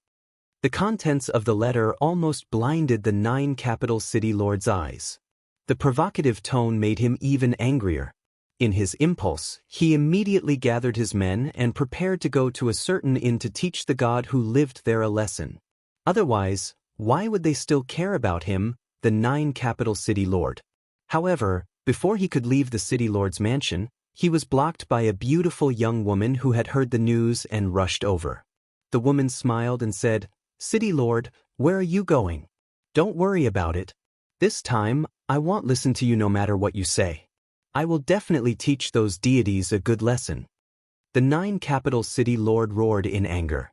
"City lord, please calm down. Will you be able to solve the problem if you go in such a rush?" The young woman gently advised, her beautiful eyes full of tenderness and sweetness. In an instant, the 9 capital city lord was captured by this woman's tenderness and his attitude immediately softened. "Then what do you think we should do?" They've come all the way here to provoke me. The 9 capital city lords said dejectedly. City Lord, I still have to advise you to wait and see. The young woman said with a charming smile. Thanks, how can I take this lying down? I didn't take the initiative to settle accounts with them, but they came to my door. If I didn't have any reaction, wouldn't they think that I was easy to bully? If word of this gets out, it'll be the laughingstock of the other city lords. The 9 capital city lords said angrily. City Lord, I'm sure you know that the other side has a lot of people. So many deities have come to the 9 Nether prison at the same time. Have you ever thought about how they got here? There must be some top powerhouses among them, and with the strength of the 9 capital city, if we really fight with that mysterious man, I dare say that we will be the ones at a disadvantage. Therefore, we must not be impulsive. These people are tough bones for us to gnaw. We can't take them, but this doesn't mean that the other families will let them go, so we just need to wait patiently and see what happens. As for whether we will act or not, we can only see how the situation develops. The young woman analyzed in a soft voice. Ruji, you're truly worthy of being my think tank. After listening to the young woman's words, the 9 capital city master's previous anger suddenly changed, and his mood turned from dark to clear. He had to admit that Ruji's words were very reasonable. The reason why the young woman said that was because she could clearly see the attraction of those gods to the major forces of 9 Nether prison. In the eyes of many powerful families in Netherworld prison, those deities were simply a piece of good fat meat. She also believed that some powerful families would not let go of such a good opportunity to capture these deities for their own use. It should be known that these deities were not only great tonics to the people of 9 Nether prison, but they were also useful slaves. There were some things on the deities that the people of 9 Nether prison did not have, so the deities were naturally more precious. Besides, in the past millions of years, there had been very few deities in the 9 Nether prison. This time, so many of them had come all at once, which would surely drive the major families crazy. In fact, it was just as Ruji had said. All the major families in Netherworld prison had received the news, and the importance they attached to this news was beyond everyone's expectations. Many families were afraid that they couldn't take on these deities alone, so they had secretly formed an alliance. They had even drawn up a plan for Lung Ruoxue and the others. However, Lung Ruoxue and the others, who were in the 9 capital city, naturally knew nothing about this. They had never thought that their arrival would cause the entire 9 Nether prison to shake. Everyone in 9 Nether prison knew about them. Mu Li, who was stationed in 9 Nether City, had also heard about this. Who would the god be? Sitting in the study of Joyo City, Mu Li pondered with a curious face. He had not received news of his master's return, so he was not sure if the gods in the rumors were his master. However, he guessed that if his lord had really returned, he wouldn't have caused such a big commotion. Could he be the master's enemy? That's wrong. If it was really his lord who brought them back, his lord would definitely ask him to take good care of them. But now, he had not received any news, and she was staying in a hotel in the 9 capital city. Such a person could not be the enemy of his lord. His lord would not let a person who had offended him live so leisurely. Who was it? Mu Li couldn't understand. It was a pity that he was not his master and could not sense everything that was happening in the 9th Nether prison. Otherwise, he would not be so troubled. Men! Suddenly, Mu Li shouted at the sky. My lord! A man in black appeared in front of Mu Li silently. Tell me what's going on outside, Mu Li directly ordered. Yes. As far as I know, many families have sent people to the 9 capital city to get a share of the loot, but I don't know who will win. The black-clothed man said with some schadenfreude. Has your family sent anyone? Mu Li heard the excited tone of the man in black and asked with raised eyebrows. No, I didn't. They don't dare to go. The man in black said honestly. At least they're tactful. Those gods aren't steamed buns. Mu Li squinted her eyes and said, regardless of how those deities came to the 9 Nether prison, just the fact that they dared to stay in the 9 capital city showed that they were not ordinary deities. By the way, What's the reaction of the city lords of the 10 major cities to this news? After thinking for a while, Mu Li continued to ask.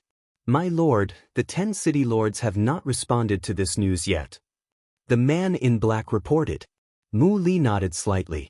At least those guys were tactful and didn't act rashly.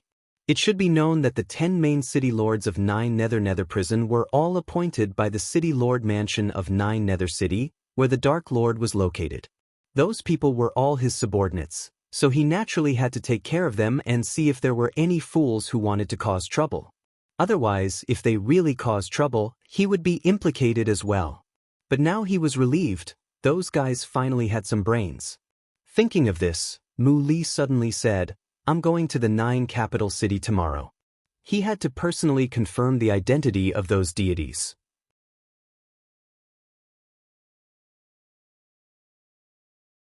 Chapter 2487. The Visit. 1. After hearing Mu Li's words, the man in black was so shocked that he couldn't close his mouth for a long time.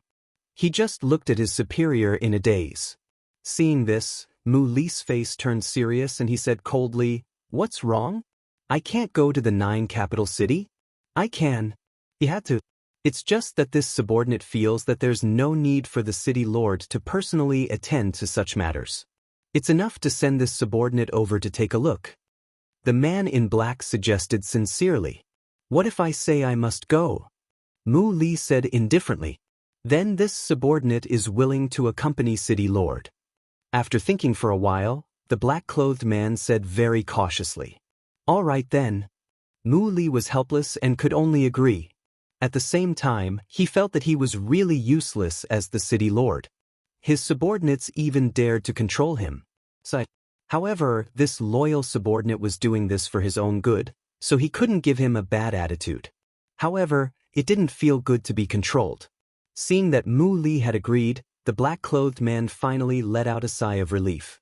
He wiped the cold sweat off his forehead without changing his expression. He was really afraid that the city lord would refuse to agree. Fortunately, the city lord had relented. Otherwise, he would probably have to mention a certain big shot that the city lord was afraid of. It's not easy to be a subordinate. The man in black couldn't help but sigh. Then, he left with Mu Li to make preparations for the 9 capital city. On the other side, after Leng Ruoxue and the rest stayed in the 9 capital city for another 2 days, they could clearly feel that the 9 capital city was much livelier than a few days ago, and the number of people had increased. Although they didn't know the reason, the people who watched them every day seemed to have become more reserved. For example, when they were wandering around the 9 capital city, the people who were ready to watch them at any time and any place would only watch from a distance, maintaining a safe distance from them. In addition, whenever one of them looked back, those who had been watching and following them would immediately turn their heads as if nothing had happened. Unfortunately, no matter how fast those people's reactions were, it could not change the fact that those people had been following them and watching them. Hence, every time Leng Ruoxue saw them trying to cover up something, she would have the urge to laugh. However, when she saw Uncle Long and the others' dark expressions, she was too embarrassed to laugh out loud and could only laugh in her heart. 2 days after the letter to the city lord residence was sent out, there was still no response from the city lord residence. Leng Ruoxue and the rest were extremely surprised by this fact. They could not understand what the city lord of the 9 capital city meant.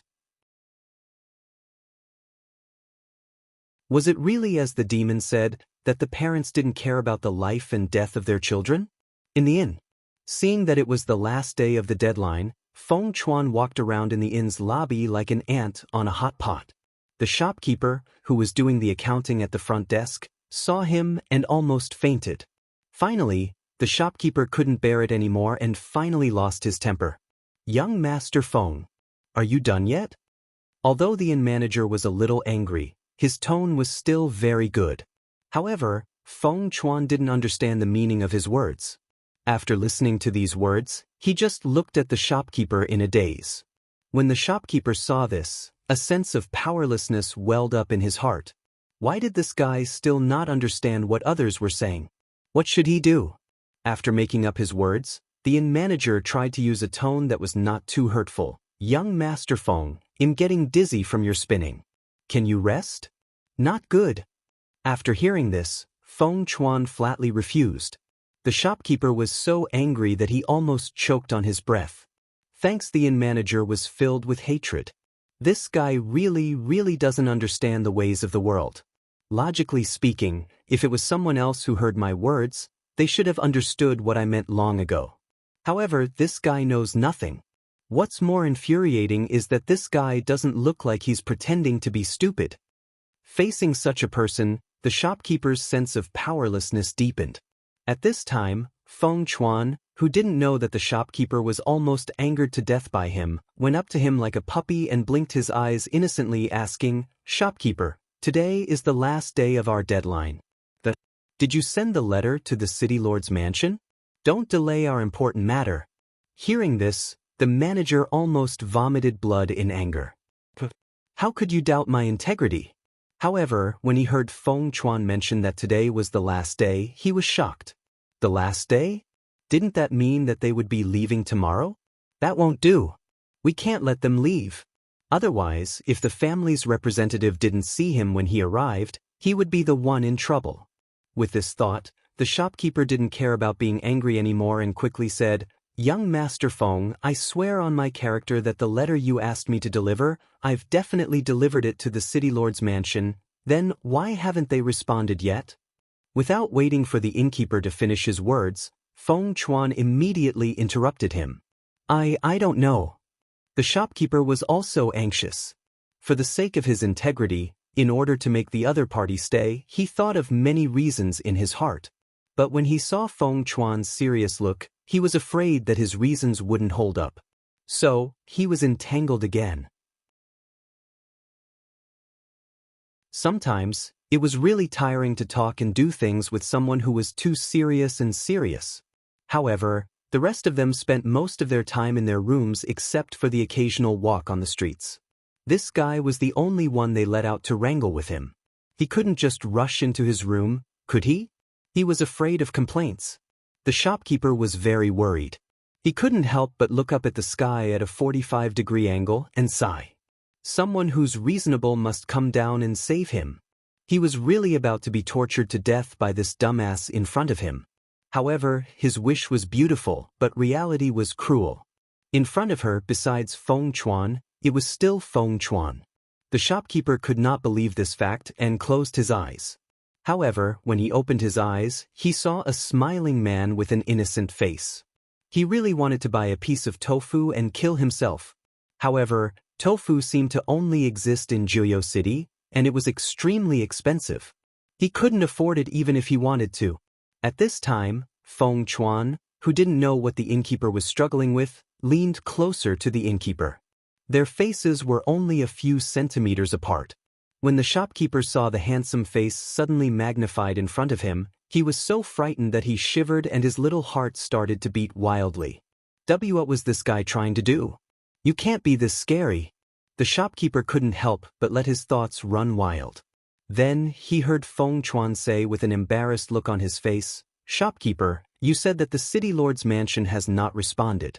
Could it be that he did not see the letter you sent?" Feng Chuan's tone was a little hesitant. In fact, if Leng Ruoxue didn't tell him to be more reserved when talking to the people from the Nine Nether prison, in case they thought he was impolite and embarrassed the divine realm, Feng Chuan might have directly shouted at the shopkeeper because he really wanted the shopkeeper to go to the city lord's mansion again. But now, in order to be more reserved, he could only wait for the shopkeeper to say these words.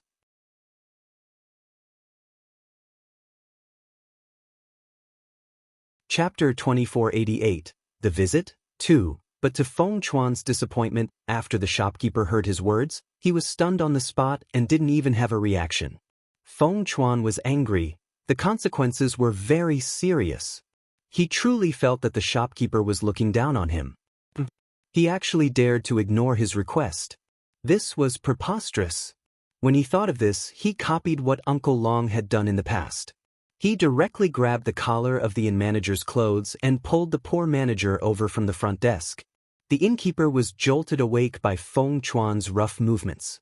Then he looked at Feng Chuan with a face full of fear and stuttered, "What are you doing? I'm warning you, don't mess around."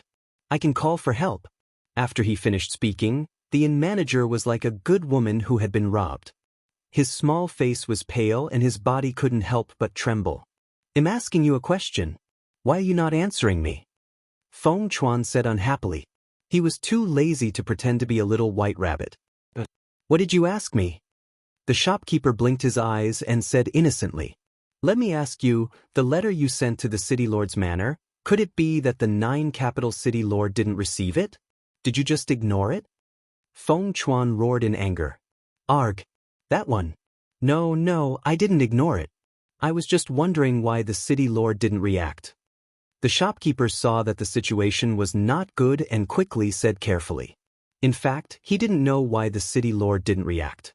He didn't think in that direction because what he was thinking was, what did Feng Chuan mean by this? However, it was obvious that he had been thinking for too long, and the other party could not wait any longer. So, don't misunderstand him. Even though the other party was from the divine realm, he definitely did not have the intention to look down on them. He knew very well that he could not afford to offend any of those deities. He wished he could worship those people like they were his ancestors. How would they dare to ignore their words? Oh really? Then tell me. Feng Chuan didn't want to give up. The shopkeeper saw his serious attitude and knew that if he didn't give a proper explanation, the other party would definitely not let him go. With a wry smile, the shopkeeper gathered his courage and said, I guess, the city lord doesn't know what to do with you all. To put it bluntly, he should be afraid of you all. After thinking about it for a long time, the shopkeeper knew that this was not impossible. However, if his words were to reach the city lord's ears, his little life would be in danger. Therefore, when he said these words, he was extremely careful. Before he said it, he deliberately looked around to make sure that there was no one else around. Only then did he dare to say it, and his voice was especially soft. But Feng Chuan heard it. After hearing this, Feng Chuan frowned. After a long while, just as the shopkeeper was waiting anxiously for Feng Chuan's reaction and was about to lose control, Feng Chuan finally opened his mouth and said, I see. Shopkeeper, why don't you make another trip? Fuck. Feng Chuan felt that it was too tiring to be reserved, so he didn't try to be so reserved. He also believed that the shopkeeper would understand. If he dared to play dumb, he would beat him up. Sure enough, after the shopkeeper heard this, he stared at Feng Chuan for a long time and finally confirmed that the other party's meaning was exactly what he was thinking. So, could he refuse? Thanks, the answer was definitely no. Because the shopkeeper had already seen the little flames of anger in Feng Chuan's eyes, which were slowly burning. Helplessly, the shopkeeper could only bite the bullet and agree. Feng Chuan, who had completed his task, happily patted the head of the shopkeeper and then walked up the stairs with elegant steps.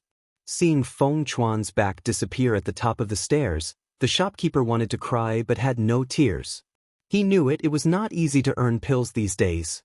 They couldn't take the after-sales service lightly either. However, it was only right to take someone's money and help them get rid of a disaster, so he had to put down the work at hand and ran to the city lord's mansion. At the same time, Feng Chuan, who had returned to his room, was about to happily report the results of his work to everyone. However, he found that everyone was not interested, and some people were even yawning. Seeing this, Feng Chuan was furious. However, he immediately thought of the identity of these people and softened. Out of the corner of his eye, he saw the mother parasol tree that was chatting with Lung Ruoxue. Feng Chuan pounced on the mother parasol tree and hugged the beautiful woman's leg, crying, "Ooh, old ancestor, these guys are too much of a bully. You have to help me." The mother parasol tree saw this and stared at Feng Chuan for a long time, not knowing how to react. Lung Ruoxue, on the other hand, smiled and said, "Little Phoenix, how did we bully you? It's not you, it's them." Feng Chuan could feel the terrifying cold chi that was being released not far away. He shook his body and quickly pushed Lung Ruoxue out of the way. He pointed at Uncle Long and the others. "Then how did they bully you?" Lung Ruoxue asked as she held back her laughter. They were so rude. They didn't even cooperate with me when I spoke." Feng Chuan complained. "Just like this." Lung Ruoxue blinked her beautiful eyes, as if she was saying, "You're making a big fuss over such a small matter. This is a very serious matter. When I was downstairs, I spent so much effort to make the shopkeeper willing to run errands. Shouldn't they be listening to me? Feng Chuan said matter-of-factly. What if I say that they already know? Lung Ruoxue blinked her beautiful eyes and said with a look of sympathy. No way. How dare you eavesdrop on us? Feng Chuan was stunned for a moment, and then he realized that his every move had been seen by her. No wonder. Feng Chuan was burning with anger. After he came to his senses, he took the lead and pounced on Dongfang Lin, who looked like he was easy to bully. Then, the two of them got entangled. Then, the crowd who wanted to join in the fun joined the battle one after another. Looking at this scene, the mother parasol tree could not help but worry. They won't kill anyone, will they? I1T Senior, don't worry. Let them relax. Lung Ruoxue said with a smile. As expected, after everyone started fighting, the two of them acted as if nothing had happened. They even asked Lung Ruoxue for a lot of food before gathering in 2s and 3s to eat and drink. This was the first time the mother parasol tree had seen something like this. It took a long time for her to regain her senses. Lung Ruoxue consoled her when she saw her reaction. You'll get used to it, all right then. The mother parasol tree calmed down upon hearing that. It seemed like she had to get used to many things. Lung Ruoxue smiled faintly. Then, she took out many delicacies for the mother parasol tree to try. While everyone was enjoying the delicacies, the innkeeper, who had gone to the city lord's mansion to run an errand, returned and reported to Lung Ruoxue and the rest solemnly. He then conveyed their intentions to the city lord's mansion. As for whether the city lord's mansion would send someone over, he had no idea. You're tuning in to the Passion Pages YouTube channel. We're so grateful for your support, and don't forget to subscribe to join us on this incredible journey through captivating stories. Your generosity through donations truly makes a world of difference, as it's the primary source of revenue that allows me to expand and enhance this channel for you. Thank you from the bottom of my heart for being a part of this adventure.